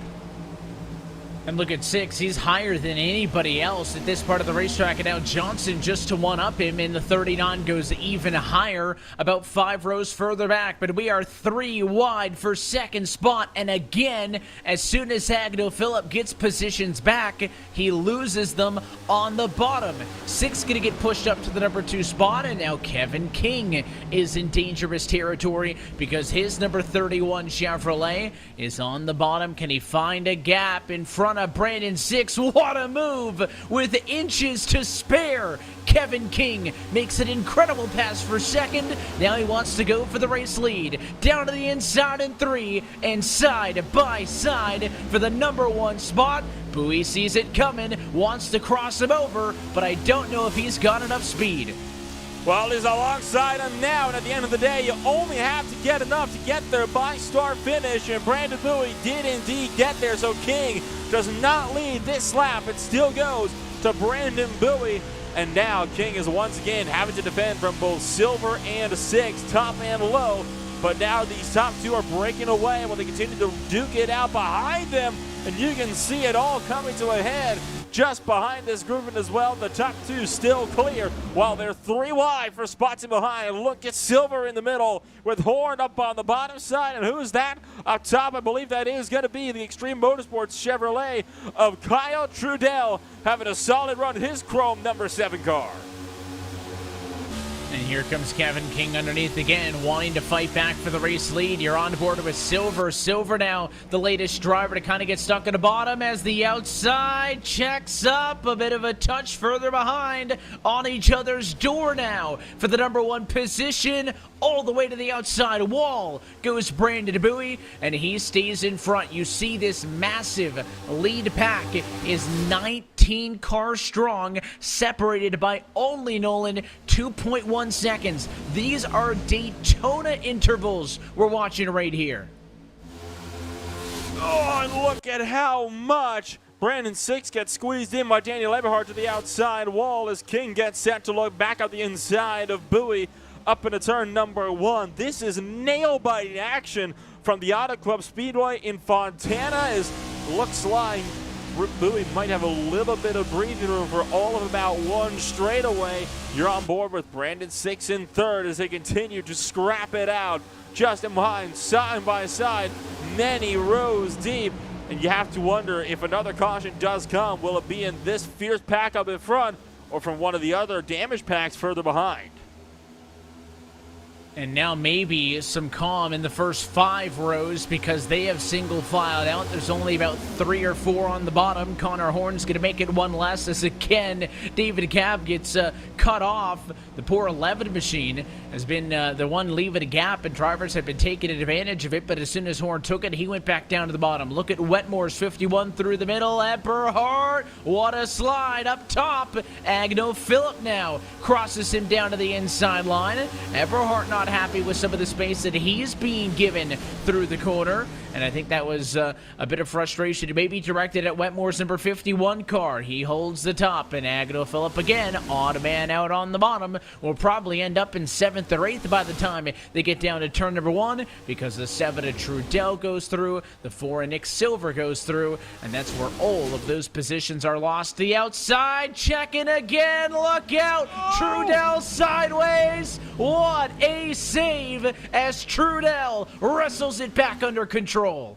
That has got to be one of the most impressive saves we've seen all night long. Talk about cat-like reflexes for the number 7 car to get that thing under control. Seesawing left and right, keeps the number 7 car in check, and on top of it all, didn't even lose the top 10 as a result of that one, like we've seen some drivers doing earlier tonight. That was legendary stuff. Well into the second half of this race now, under 40 laps to go, and it is only going to ramp up in intensity from here to the end. Oh, Phillip gets tipped around by Matt Danson, and now he has a turn at saving the number 94 A51 Pro Chevy.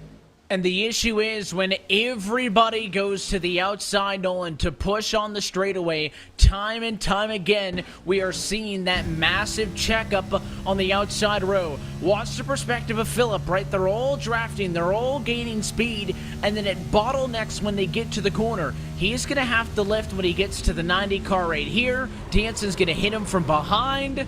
I mean, that's a nifty, nifty piece of driving for the 94, but that checkup has happened about 3 laps in a row, and you'll probably see it to an extent here, not as severe, but I mean, about 5 or 6 cars back in that train is where it stacks up almost like clockwork. As you can see, Daniel Eberhardt on the door of a championship rival that he's raced against for trophies many times. In the 42 machine of Dance in that fight for 5 and 6. Up the road, they fight for 3 and 4 between 6 and Wetmore.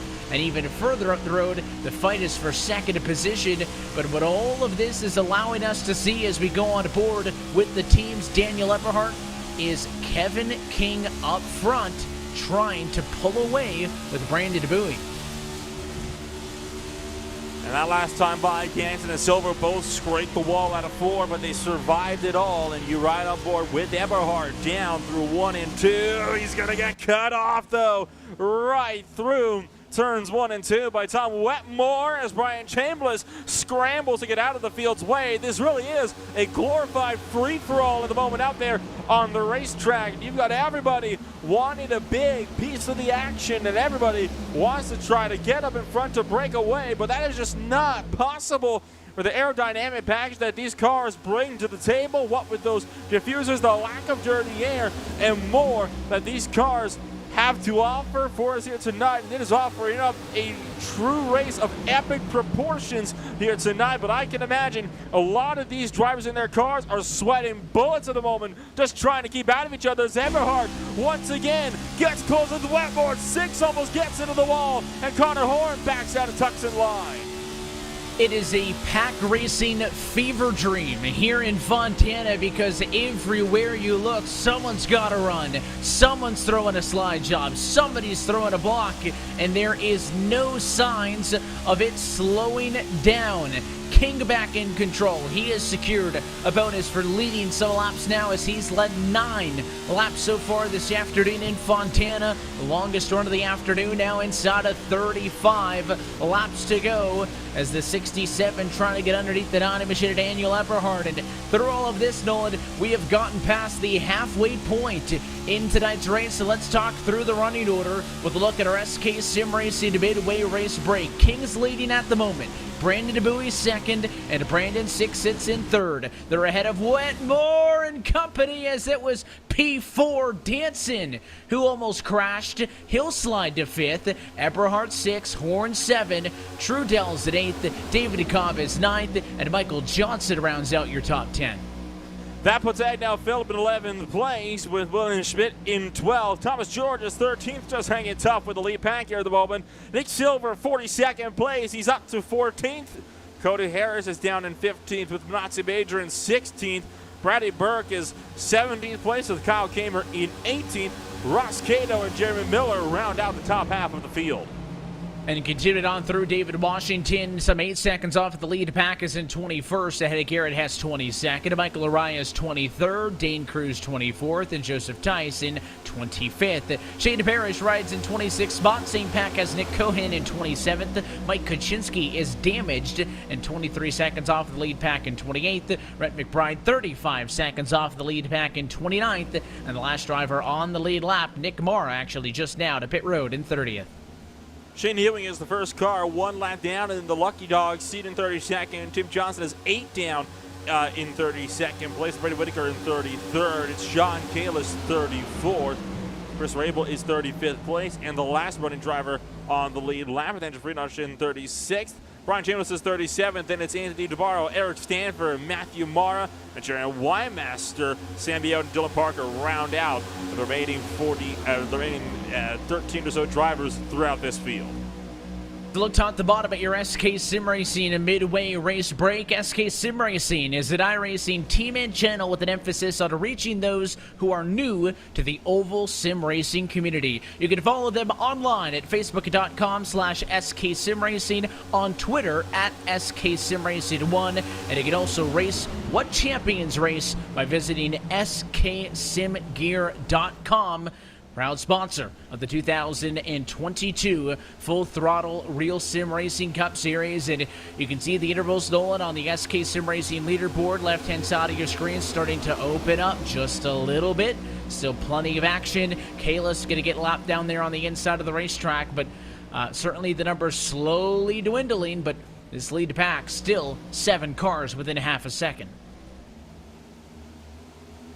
And you can still see guys like Brandon Boone and Kevin King trying to duke it up for the lead, and they're all chasing each other up the track, trying to pinch each other up into the outside wall. And do you reckon at this point we're a bit deep enough into these green flag runs where we could start to safely talk about the potential of green flag pit stops as Bowie continues to push up for the apron, muscling Kevin King's team machine up towards the outside wall?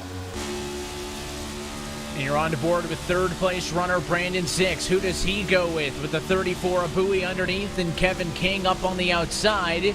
He chooses to remain neutral, rides the middle of the road, a little bit of a higher line.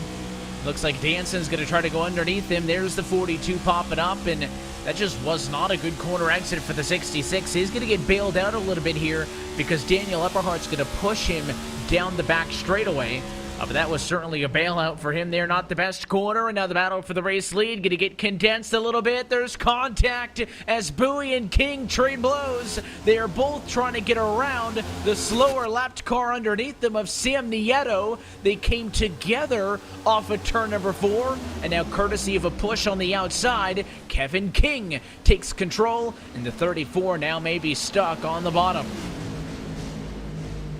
Stocking to stop Bowie from charging for it, though, trying to get clear of Brandon 6, but 6 just has a quarter panel in there, and the 66 car lifts off and allows Brandon Bowie to get up in line. And Daniel Eberhardt, not a very happy camper with that one. He was looking to try to make a run for third. Now Bowie trying to force the issue on Kevin King, but looks like Kevin King is not going to be deterred so easily. He is not about to be bullied out of the race lead. He is going to keep that car firmly planted right where he wants it. There's a bump down the front straightaway in towards turn number 1, and Kevin King keeps hold of the race lead with Bowie holding firm in second. And a little bit of a feisty entry that time into one on behalf of Brandon Bowie. He gave a bit of a shot to the 31 as they went off into the corner. I think he feels like that Kevin King pinched him a little bit when those drivers came together trying to get around the lap traffic a couple laps to go off of turn number 4. So he pinched him right back, squeezed him a little bit, gave him a shot. And I think the big plus for the 34, he was able to find a spot in line. But look at this a little bit further back. 3 wide, race it off at turn number 4. They'll split amongst 2 lanes. That's the battle for 5th on back. Dancing the advantage to the outside. And again, they're more tightly condensed there than they are on any restart. I mean, they really pack them in tight. When that draft gets to its maximum off of the corner, there's a slow car high. So everybody's going to have to snake a little bit low. And some drivers starting to talk about pit stops, Nolan. 35 laps since they last pitted, 26 to go. Don't know if it's going to include many of your race leaders, but there is some chatter about pit stops. If another caution does come out, they would have more than enough fuel to be able to make it to the end with one final pit stop. I think your race leaders would still need to come in just one more time. The last caution we've had so far in this race was before halfway, right? That was all the way back on lap 44 when these guys last had the chance to come on down to pit. So I imagine they're going to be having one more stop that they have to make yet before the night is over. But now we're starting to see this pack splitting off into a few more different groupings here, right? You got your top 4 starting to break away, and then it's really everybody else in behind that's still scrapping it out, trying to make moves to kind of put themselves up to where they want to be. And you have to imagine that it's going to be when these guys start to come on down into pit road is where we'll see a real divide, and then we'll get guys that are more, shall we say, acclimatized to how things could be, more acclimatized to how this car could handle on a long run, something that these guys so far have not had the ability to really experiment with throughout the course of the race.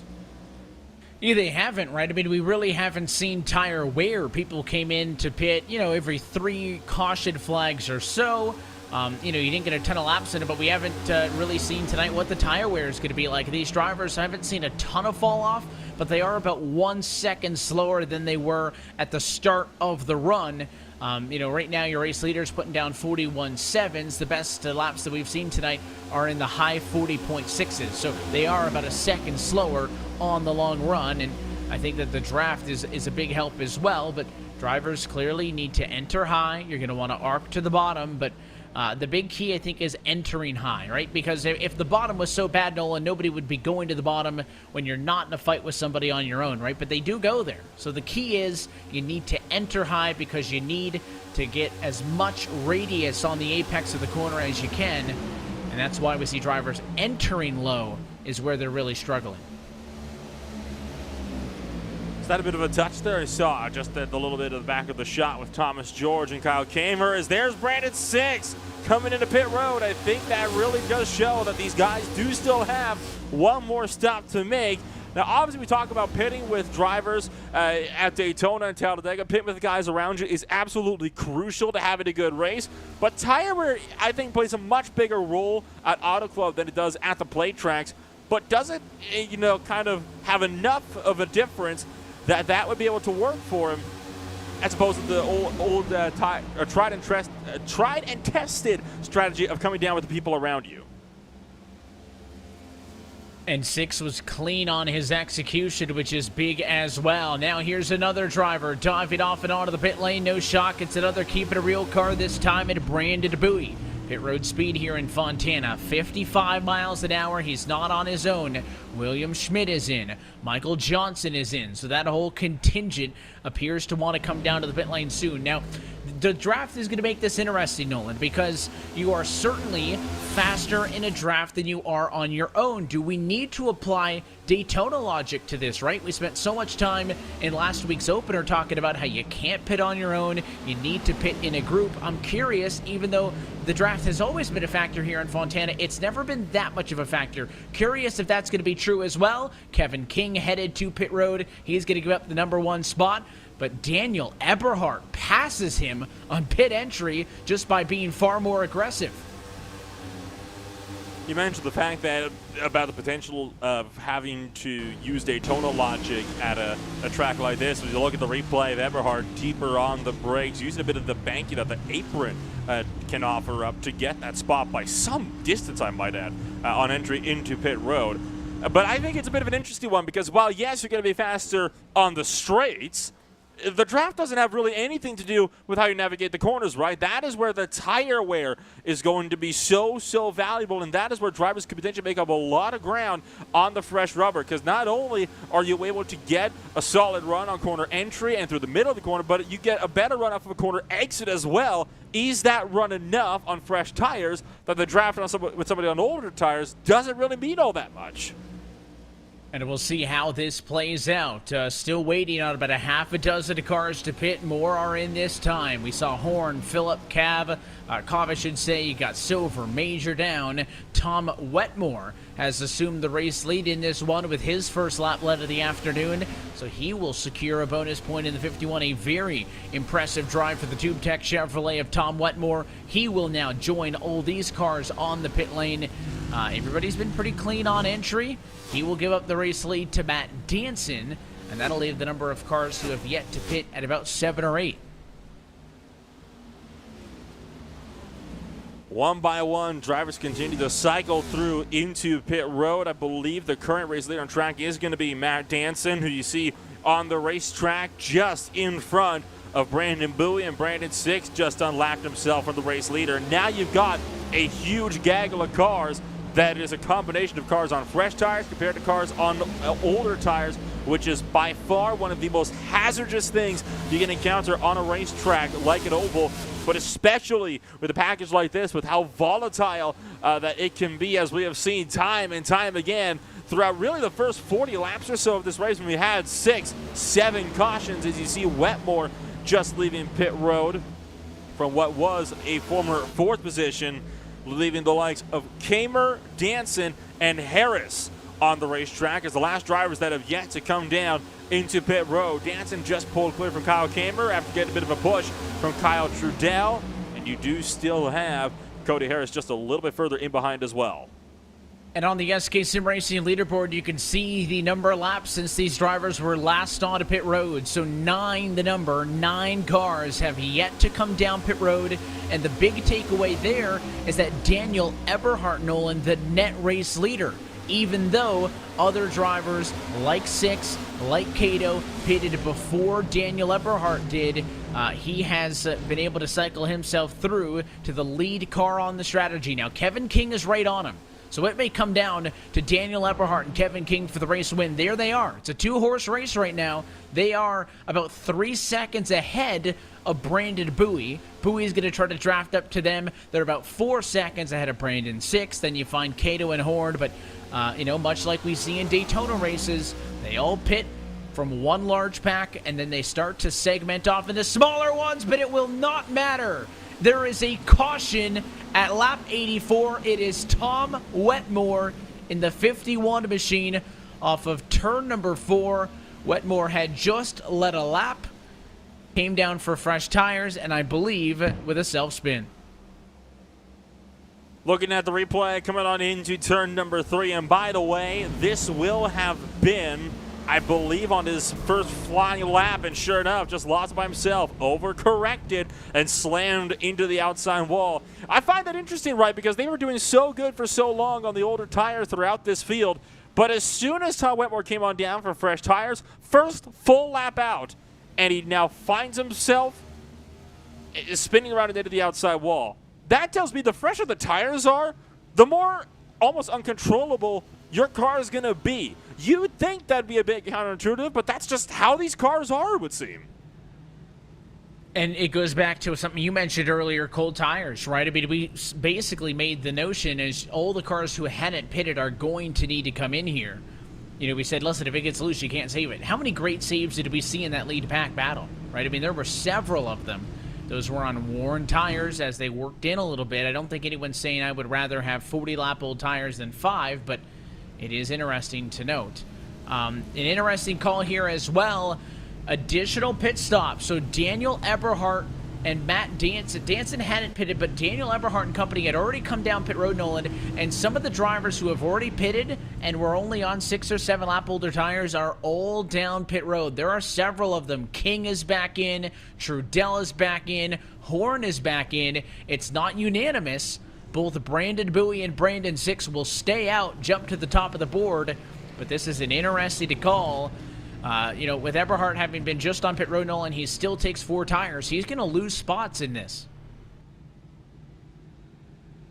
It's been an interesting call, particularly from Eberhard, right? You would think of all people, he would be the one that'd be wanting to stay out there and take up the race lead once again. But I have a feeling that he's a bit nervous about what even a 5-lap difference on the tires could potentially mean for his race lead. It might be a bit short-lived, so hey, it doesn't hurt to come on down and get an extra fresh set, and then you're going to be finding yourself good until the end of this race. Not to mention, you're going to have a good number of the drivers as a result of this that I believe could get trapped a lap down, particularly from 21st place on back. Guys like Schmidt, Burt, Silver, Major, Mara, and more, all I believe will be stuck laps down as a result of this. I believe these were also some of the guys that had yet to come on down and make potential pit stops over the course of the night. So that is a bit of a big story for a good number of the guys out there, but I think even more notably is going to be you got guys that are now going to be up and leading this pack that you didn't expect to see potentially up there at the front of this thing because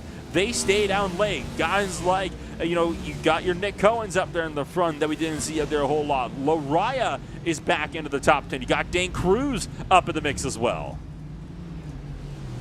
This has given several drivers an opportunity, and the one thing I find most surprising is you had drivers on 5 or 6 lap old runs that opted to come down to the pit lane, but Ross Cato, who was one of the very first, stays out with 17 lap old tires. So that's going to be, quite a roll of the dice. And now we're really going to see how important are tires, right? We haven't seen, outside of, some guys topping off and making some passes in the 20s, we have not seen a difference on tires at the front of this field.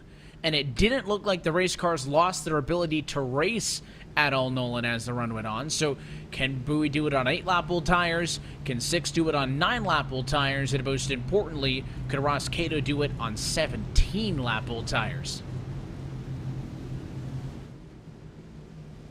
So Bowie and Six in control of this race as they get set to take our way back to the green flag. There will be 13 laps to go when we take the green flag, and it is all going to come to a head.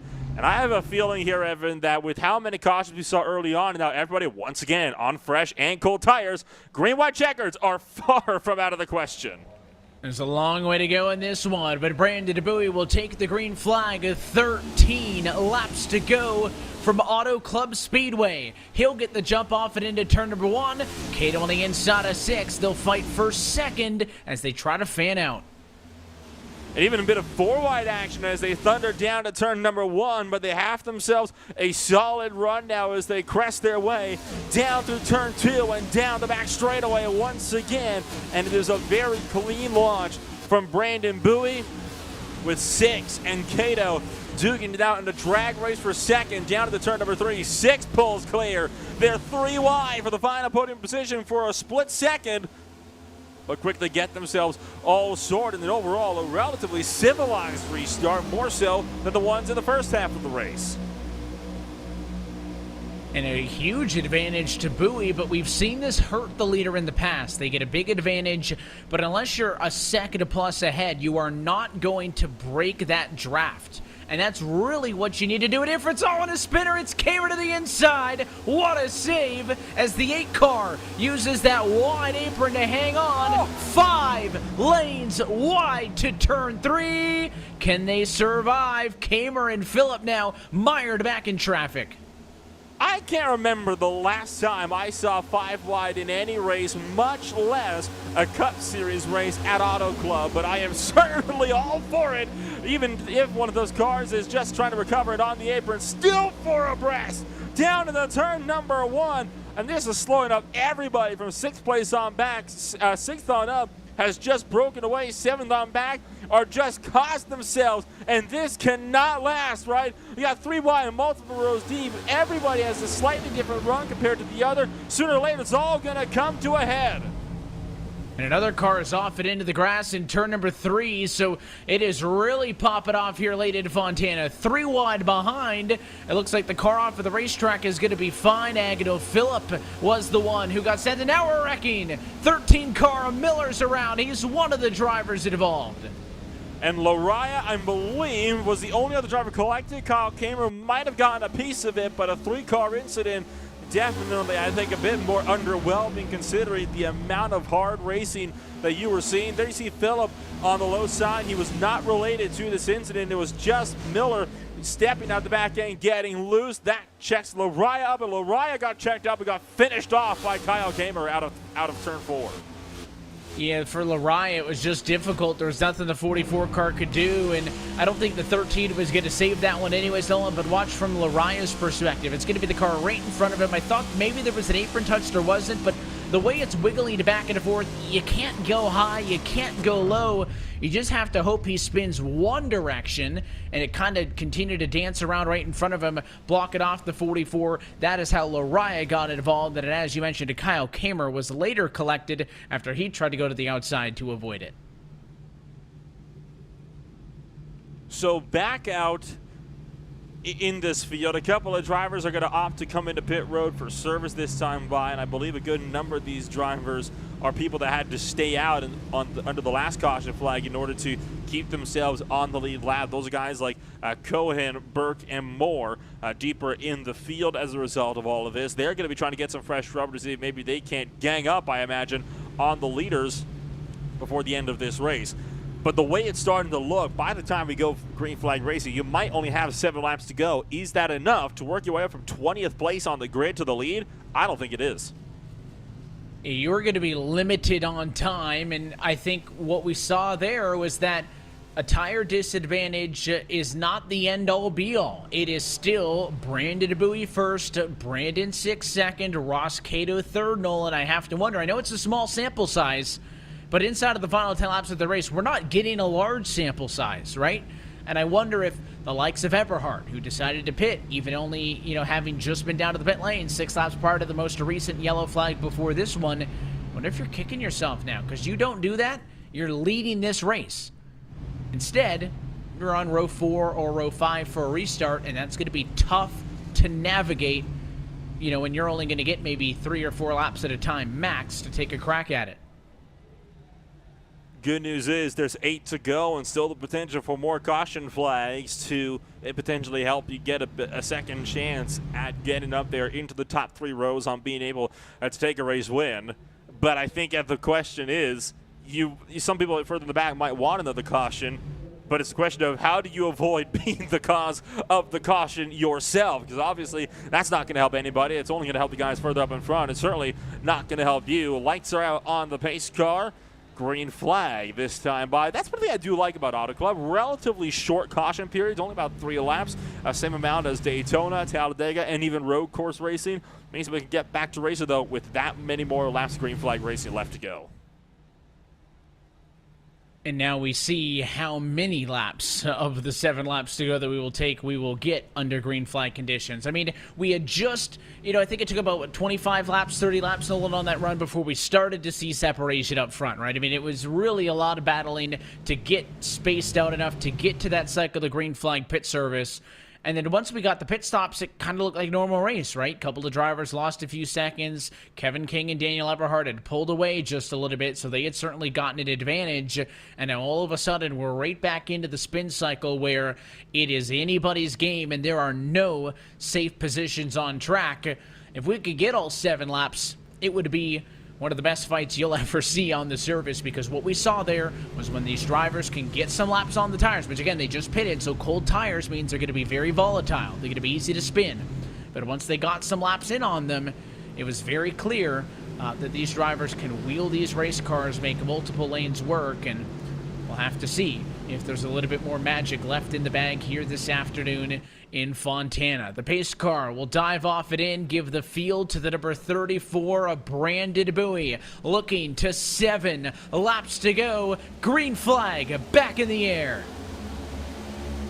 Green flag's up in the air, and already Bowie, waiting until after start finish, immediately pulls up with about 2 car lengths clear from Brandon 6. down in the turns 1 and 2. So far, looking good from top to bottom in this field. The leader trying to break away. Ross Cato kind of scrambling up to the top shelf. A couple of guys scrambling behind as people get up into the outside wall, but they all manage to survive it, blasting through 3 and 4, and it's side by side for second place between King and 6. You got to be worried about what's going on outside of the top dozen. That's where the 3 and 4 wide's going to be an issue. But up front, there is breathing room for some of these drivers to set up and execute a pass. 6 laps to go. Brandon Bowie has the advantage, and Brandon 6 using the draft closes on in. He'll take about 2 lanes higher up. Kevin King feeling a little bit more desperate, trying to make up some time. Has better tires than both of the cars in front of him. But again, the run on the inside is going to stall out a little bit. Does he try again in 3? He'll have to tuck in line for the time being. The advantage for Bowie now, just 2 car lengths.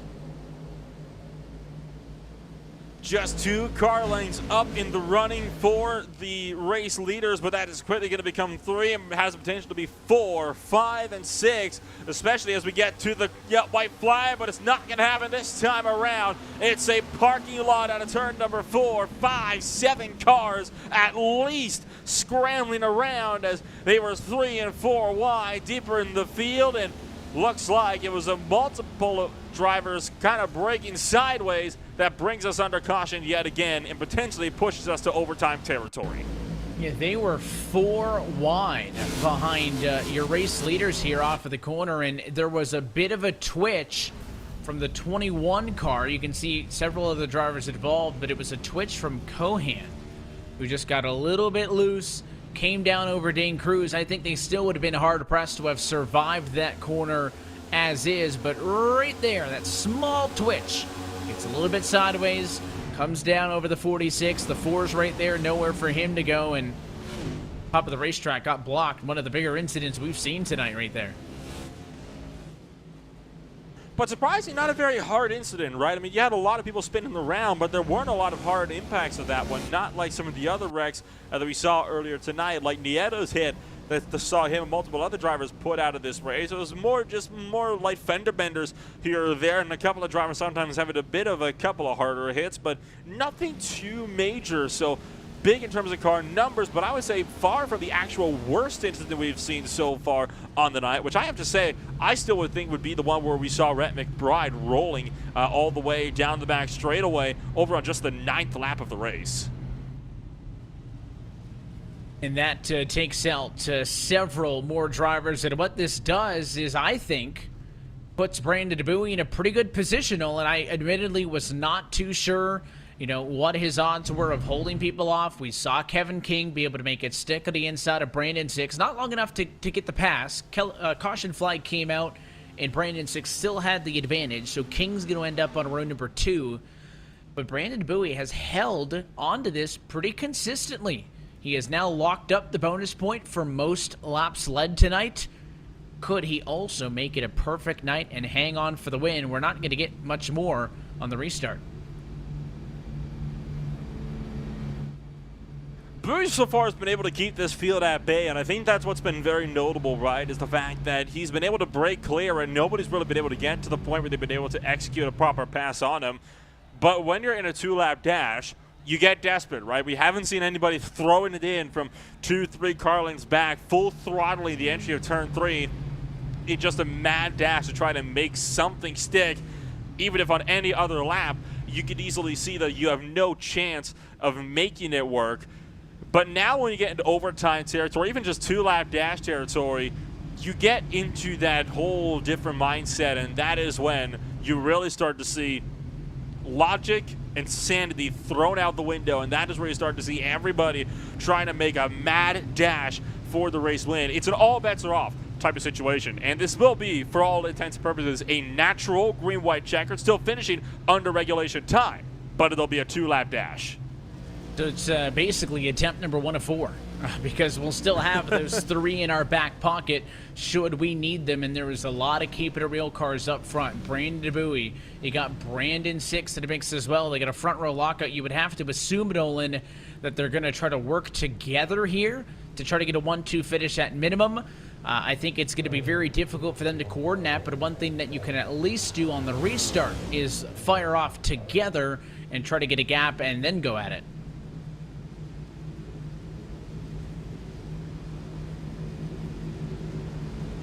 So coming around through 3 and 4, and I have to say, this could be one of the wildest finishes we see on the season. I mean, you'll be seeing a lot of, I imagine, crazy finishes as the season goes along with how these cars drive, but these 2-mile finishes are what I live for on the iRacing service. I mean, these are truly some of the most wild barn burner finishes you could ever see.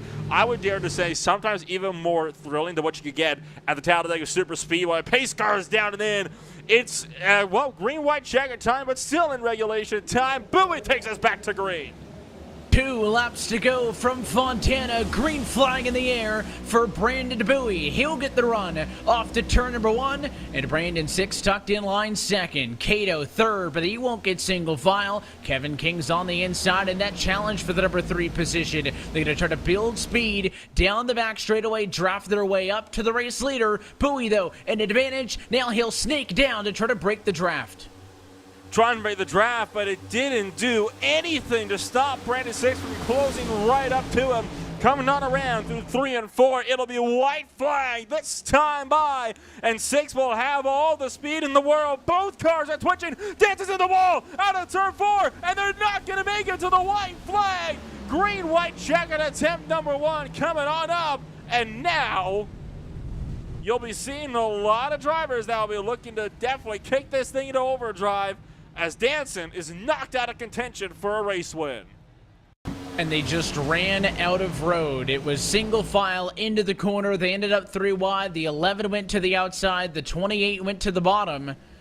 And the 42 of Matt Danson just could not get space. The 11 squeezed up top, and that's just cars running out of room off of turn number 4, and it takes out several top contenders in this race. Of course, Danson missed the season opener, now involved in an incident here late, and let's watch from the perspective of the 11 car, David Cobb. He had gotten kind of pinched up several times tonight, worked to the top side. He's got the position established right here, and he's going to try to go as high as possible, but just run out of room. And Danson, I think, felt, Nolan, that he got pushed up by Cody Harris. The first look made it look like there wasn't any contact from the 28, but, I mean, it was certainly tight either way.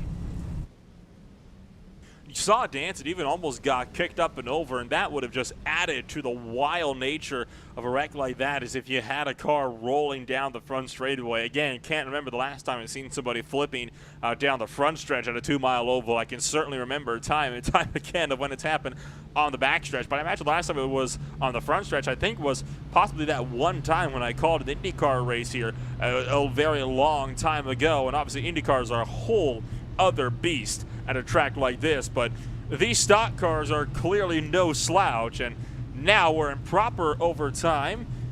And you have to imagine that Brandon 6 might have just learned Brandon Bowie's playbook as to what he plans to do in this green-white checker finish. And you wonder, there are several drivers who got some minor damage in that incident that are staying on the racetrack, trying to maintain their position. So you have to wonder as well, you know, how competitive will those cars be? Will that slow down, check up the mid-pack, and lead to even more problems as they come to the restart? There are still 27 cars on the lead lap, and you know, the 11 of David Cobb is 8th, but he doesn't have a front end, no nose, no hood on that car. How competitive can he be? So, you know, I'm typically worried about closer to P10. You can see most of the cars are clean, but, you know, when you got cars out there that are damaged as we scan the field here, I think just that kind of check up and stack up on the restart increases the likelihood of an incident when you got race cars with damage out there. I have to agree with you on that one, right? Because you get all these different drivers that have damage that have obviously no intention of realistically getting out of the way, because obviously they want to go after every last spot that you can get, and all of those speed differences is what can really destroy fields like these. And that's why you'll so often be left on these green white checkered attempts with cars that are, you'll start with about 19 running out there for the win, and then one crash later you're down to 4. That's what we had to happen exactly at Daytona, right? You had a span of, 20, 25 cars that was all up there swiping back and forth, trying to go for a race win. One car gets in the way, though, and all of a sudden, we're down to 6, and that's all it was, and then it was 2. It ended up being, I think, what was it, 3, 4 by the time you actually got down to the final lap of that race. It was just insanity. And these types of tracks are no different. In fact, the only tracks where it's really going to be any different on the calendar is going to be road courses, but there's a huge asterisk over those because obviously I don't believe we have yellow flags over at the road courses. Certainly not enough that you'd be able to get a green, white checkered out of them, I would imagine. And, of course, short tracks where damage is obviously something that's a little bit of an afterthought. So we'll try this one again for the first time into overtime. The lights are out on top of the pace car. This field will cycle through to the rear of the field, and we're going to try one time. First attempt of 3 at a green-white checker overtime restart. Brandon Bowie and Brandon Six keeping it real, teammates on the front row. As the pace car dives off and in, it's up to the 34 on when he wants to fire off. It's a long restart zone in Fontana. Now he puts the right foot down. Green flag, 2 laps to go. Can we get all the way to the white flag? Didn't make it the last time, but drivers are still trying to scrap it out in behind, and it is getting intense. Even up for the battle, up for the race lane. You got Bowie still running clear. There comes King up the middle, trying to get past Ross Cato, but Brandon Six shuts him down, and that has just allowed Brandon Bowie to get an astronomical lead over Brandon Six. One that I'm not sure if he'll be able to close in unless he can make something happen this time by out of 4. Running out of time, looking to make this race official. There's a great fight with Kevin King on the back. It does not matter again. Oh, wow. The caution flag before the white, and it is a minefield out of turn number 4.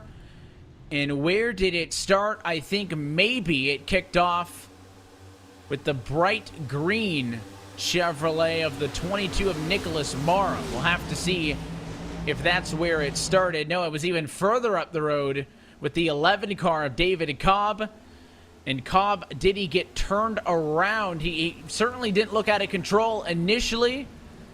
And I wonder if he did go around on his own. I think that's going to prove to be the case. Well, he's already taken the responsibility for the incident, so I think that tells you all you need to know. You'll get a shot of it here coming around the 3 and 4. The damage is just too much. It just breaks loose with no warning. Just takes everybody with him, and you're going to see that pink car that got shot down to the inside. That was Shane Parrish, who ended up going door first over into the start of the pit wall. Yeah, he did go into the start of the pit lane there. It's a tricky position to be in, and unfortunate for those drivers. Certainly, more drivers head to the garage, Parrish and company included. And just an unfortunate break there. Let's take a look at Parrish. You can see with his Noble Racing teammate, they're going to go to the outside. They're trying to build that speed. They had all the speed in the world. I mean, it's going to be a great run to the white flag for him. And then they just start wrecking in front, and he got all 4 tires up and off the ground before he ended up into the barrels. He wasn't the only one. I'm not sure who it was that was up and into the air with him, but it was a pretty significant incident that ended up kicking a couple of cars up and into the air. I believe it was Wetmore. Sorry, Kuczynski was the other driver that got picked up and even did a little bit of crowd surfing as well on top of Nick Cohen throughout that whole mess as well. And now this is going to be a serious issue for a lot of the guys in this field, with yet more people that are damaged and more possibilities for a wreck to stem as a result of damaged cars. The Bolsa News, Nolan, on the restart, a penalty to both Matt Danson and Agno Phillip for an illegal lane change coming to the start. Drivers are not allowed to change their lane, obviously, before the start-finish line. We've seen drivers obviously be very methodical of, making sure they wait until this race restarts to do so and getting to the line. Obviously, everybody wants to get to the top, Nolan. It'd be super important or super easy for drivers to, simply just get out of line, but you can't change to try to pick up an advantage, so a couple of drivers will be sent to the rear of the field for changing lanes on the bottom line of the racetrack. So a rough night for Danson and Agno Phillip. Those were 2 drivers who were having a great run earlier on in this race. and evidently we're in a position where they took an advantage of that, so they'll go to the end of the longest line. Lights go out on top of the pace car, so this race will restart, and we'll try it for attempt number 2 at an overtime restart. Attempt 2, we have 3, de facto 4, if you count the natural green-white check that we already had about 2 cautions ago.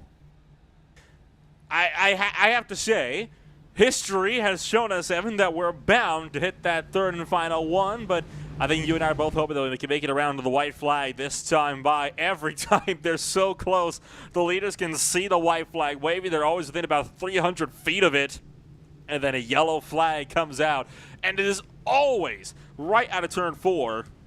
First time, though, was somebody getting into somebody else 3 wide. Second time, somebody who lost it that was already damaged. What do you think it'll be this time around if it happens again? Well, I keep saying you gotta watch P10. That seems to be where it is, right? Your race leaders are able to get a little bit of space from each other. They're able to pull away. And, you know, the last couple times, Brandon DeBuey has been in a very good position to win this race. Now, no one's saying that, you know, if we had gotten this final 2 miles, Six wouldn't get up to him, King wouldn't get up to him, but he has been very good on the restarts tonight. And he has been in very good position on the last 2 restarts to win it. You just have to wonder, can he keep nailing this, or is he really going to get a challenge from behind? It is the second of 3 green-white checker overtime restart attempts. And Brandon DeBuey on the inside line is in control of the field. Green flag in the air. 2 more laps in Fontana. 2 laps to go, and this is where it could all come to a head. That's what I've been saying for the last 2 caution flags, and well, the possibility is still there as we're in the second round of overtime attempts. This time, Bowie does not have a 6-car length lead like he did before. 6 is there, and so is King. Both of them want to take the race win away. Down the back straightaway, Kevin King tucks in line. Brandon 6 holds firm in second place. You still got Daniel Eberhardt up in 4th, trying to make some speed. Contact in behind, but they're not going to wreck just yet. Out of turn number 4, and it looks like this time by, they make it to the white flag. 1 lap, 2 miles to go in Fontana. 3 wide, back of the pack, but the battle's for the race lead. 6 going to go underneath his teammate, Brandon Bowie. He is clear in the center of 1 and 2, but now the 34 is going to have the run. He'll try to cross over. Here comes Kevin King. Fresh tires on the inside. On board with Bowie. He'll push his teammate down it into turn number 3, trying to shut the door. Kevin King can't get underneath. It's Brandon 6 the advantage. Bowie gonna try, but he's gonna run out of speed. Horn behind. Bowie's into the fence. They're wrecking behind, but to the start-finish line, Brandon 6 hangs on and wins in Fontana.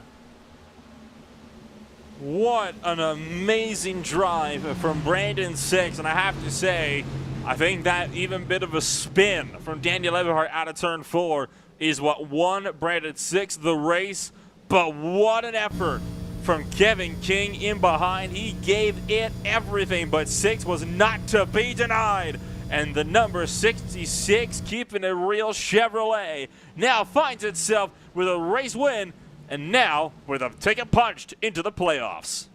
The sophomore for Keep It Real Esports 2 out of Pennsylvania will celebrate his first career Full Throttle Real Sim Racing Cup Series win and celebrate here on the front straightaway. His teammates wrecked across the start-finish line. They are not going to get the results that they wanted. It was a knockout fight here tonight in SoCal. And at the end of the day, Brandon 6 adds his name to the all-time winner list here at Real Sim Racing and the Full Throttle Cup Series history, Nolan. A prestigious list that now stands 82 names strong, as 6 has got his first career checkered flag. An absolutely incredible drive, and one that was not devoid of action. Every last lap that was run under green in this race brought action start to finish, 30th to 1st. One of the biggest movers in the race, and I have a feeling he is not going to be complaining at all with that one, as 6 finds himself with a solid race win from Auto Club here tonight. Here's another look at the chaos off the corner. Bowie had a bit of a run, but just overcooked it. He got into the outside wall. It took Daniel Eberhardt with him. Daniel Eberhardt really going to suffer on that, Nolan, because he got sent down to the pit lane. So he ends up 2 laps down total. The 34 was able to limp across the start-finish line dead last on the lead lap. So a very consequential final corner for Brandon Bowie. There was no contact from King. He was just giving it everything he could, and that slow spin through the grass put him from 2nd to 20th.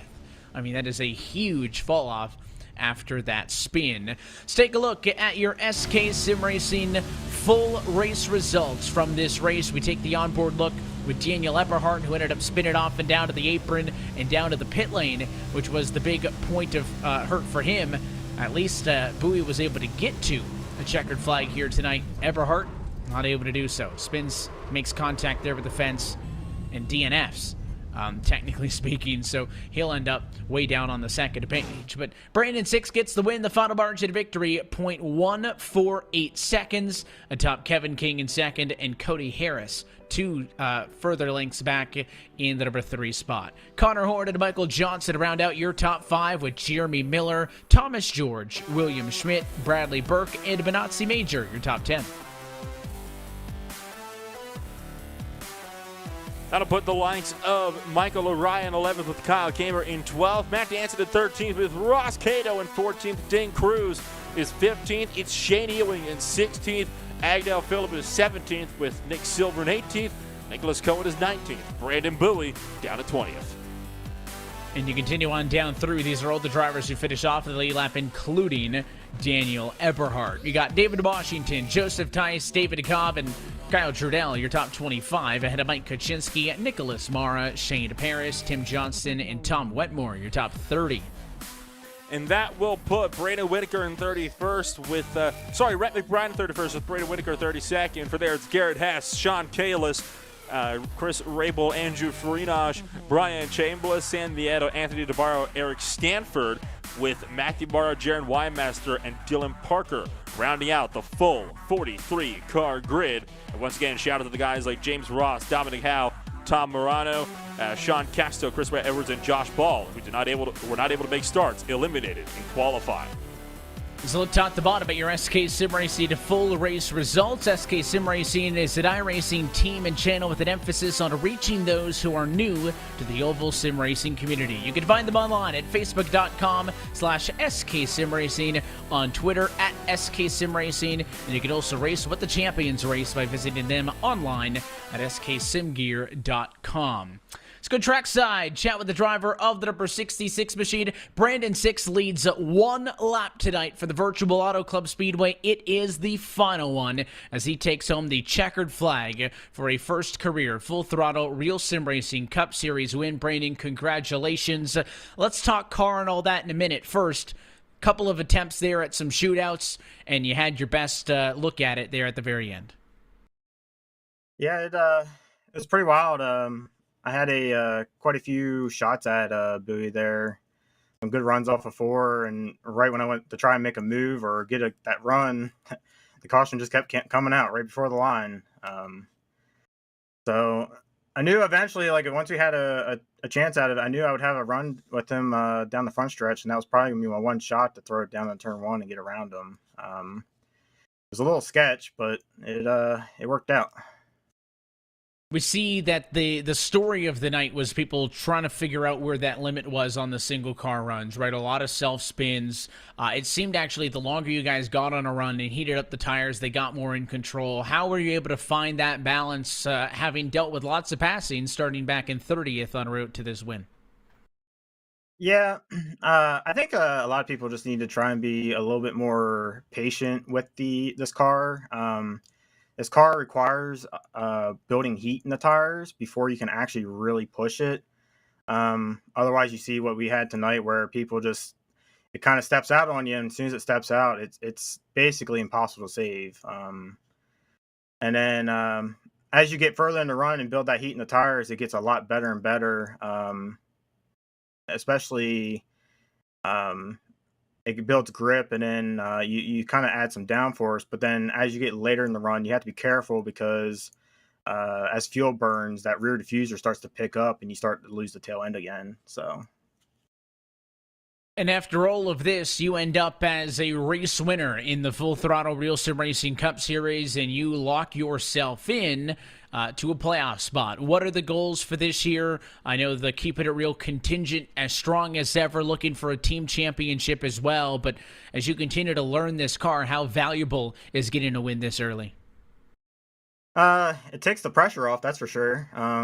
But obviously, you want to keep going out and getting more and more wins and racking up some points towards the playoffs, and to make it a little bit easier. And then also keep racking up those points for the team championship. That's also a big goal of ours as a team. Las Vegas coming up next. We talked off at the very top. We're going to learn a lot over these next few weeks. First big intermediate-ish track here, 2-mile D-shaped oval in Fontana. But Vegas is up next. That's a 1.5 miler, a shorter track in Phoenix, a road course in Coda. What's the learning curve going to be like going to so many different kinds of tracks so quick? Same thing, I think, as this week, honestly. People are just going to have to be trying to be patient with that car off the get-go. I actually already tested that set a little bit, and it's a little sketchy into turn one. You can loop it pretty quickly. So we're probably going to see something similar to what we saw tonight. And we look forward to seeing what you and the team can get out of that one, Brandon. Before we let you go, again, congratulations on this win. Anybody else you want to say hi to?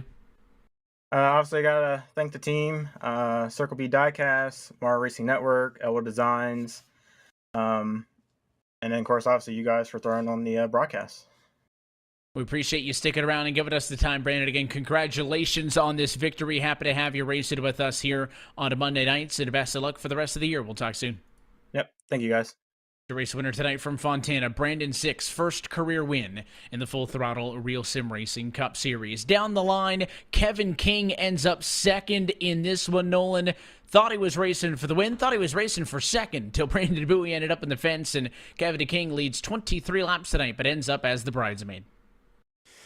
And standing by with Kevin King now, and I have to say, Kevin, you were never far away from the race leaders. You were up there from the drop of the green flag all the way down to when the checkered flag flew, duking it out for that final lap. You're really one of the only people that qualified up near the front of this field that has the ability to really say that. That's got to feel good for you at the end of the night. Yeah, it does. I ran an NIS here Saturday, and then I ran one last night, and I kind of knew what to expect in terms of lane choice, where and when to make moves, and kind of just bide your time. So I just try to position myself up front as much as I could, knowing that, you know, if you did try to pass someone low, you're losing 4 spots, even if you're quite a bit faster. So knowing all that information coming into it really helped me a lot, and I just tried to maintain the best I could. Didn't lose a lot of spots, let the race play out, and then started making moves once it kind of strung out a little bit, and really helped towards the middle of the race, and especially at the end there. So talk to us about how it's going to be when you get around to Las Vegas Motor Speedway. It's one of the fastest mile and a halves we have on the schedule, but it is obviously a whole different beast than Auto Club.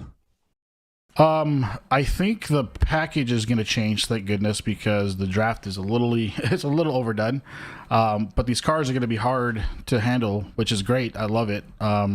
It's definitely going to make the driver be more important in how you drive the thing, how much wheel input you're going to have, how much throttle input you're going to have. It's no longer you're going to just turn and mash. So I'm looking forward to it. I haven't really run any laps there because we're getting ready for Road to Pro, but it's definitely going to be bumpy. I'm sure the car is going to be bouncing around a lot. And without the draft to kind of keep people up there, I think you're going to see a lot more spread out racing, which should be really fun. Well, fingers crossed, then we'll be seeing you racing up at the front once again in Vegas, and hopefully in several of the weeks going forward. Well, thank you for joining us tonight, Kevin. Best of luck next week in the gambling capital of the world. Thank you so much. Appreciate it. That's Kevin King joining us up here in the second position. Going to move it on down now to the third place driver of Cody Harris joining us up at the broadcast booth. And Cody found himself going from 25th place up to third. So, Cody, it was far from the cleanest race, but you managed to weather the storm and finish third at the start in the mid pack. Tell us how you survived that middle of the pack and how you found yourself up on the podium. Yeah, that race was pretty crazy with all the cautions and whatnot. I don't spend too much time practicing qualifying, but work more on the long runs, which really didn't pay off in this race. But I just took it real conservative early, and then once I saw it was going to be a caution fest, I decided to just take tires and hang out at the back for a bit, and then gain some spots that way. And then once I got to 15th or so, I started fighting more aggressively and trying to make up a few spots that way. And then I was probably going to finish seventh or so, but then the gates kind of parted there, and I got another third. It hasn't been the prettiest of weeks so far for the NASCAR racing community, whether it be IRL, NIS, or even in RSR. What do you think some of the challenges were from Auto Club that kind of hindered the field here tonight? I think the closing rate with the draft, it's on here. It's definitely more than what they were getting in real life yesterday. So maybe people not timing runs as well. And then the car does some weird things every now and then where it just starts getting loose, and they're pretty hard to catch once you get sideways. Well, hopefully we'll be able to weather that storm next week. Obviously, there is that new update that we saw Kevin King mentioning, and hopefully that'll fix some of the issues, particularly with the closing rate of that draft. And Cody, hopefully we'll be talking to you plenty more times throughout the course of this season. Thank you for joining us. Best of luck next week in Vegas. Thank you, and thanks for putting this on every week. It's so much fun to be a part of.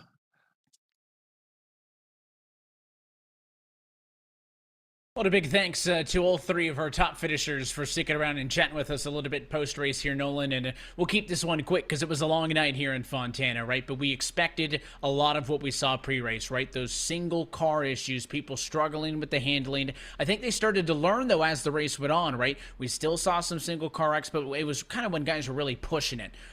Early in the race, they seemingly came out of nowhere, but we did have great racing. Long green flag run, almost all the way through a green flag pit cycle at one point. And I think drivers mentioned, this car's a work in progress. iRacing is going to continue to gather more data on it from NASCAR as that season continues. It'll get tweaked here and there, but the drivers are going to have to learn to drive with it the way it is. And hearing from Kevin King, we'll probably see a lot of those similar challenges at Vegas. How similar will TBD, because how it acts on a 1.5 is significant because there's a lot more of those than these, right? We're only going to Michigan, only other place like this. There's a lot of those middle-of-the-road intermediate tracks, so next week's going to be really telling, and we'll see, do we get those changes soon enough?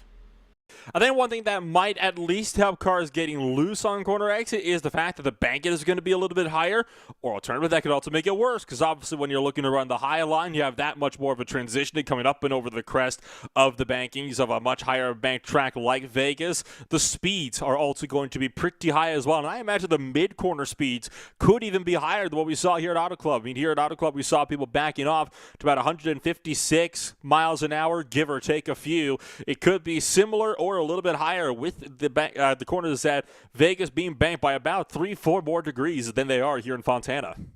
Progressive banking as well. First time we'll see that be a factor, right? So it is a very big week next time out. But until then, that does it here from Fontana, and we got a first-time winner in Brandon 6. On behalf of our entire team at Real Sim Racing, for SK Sim Racing, and our entire team at RaceSpotTV, and for your broadcast crew tonight. For our producer downstairs, Connery Maddock, for Nolan Rempel, and myself, Evan Pasoko, I want to thank you for tuning in and congratulate Brandon 6, a first-time winner in the RSR Cup Series. We're back next Monday night for round number 3 for the virtual Las Vegas Motor Speedway on Monday, March the 7th. That race and every race of the 2022 Full Throttle Real Sim Racing Cup Series can be found exclusively here on RaceSpotTV. Till next time, good night from Fontana, where Brandon 6 has punched his ticket to the playoffs.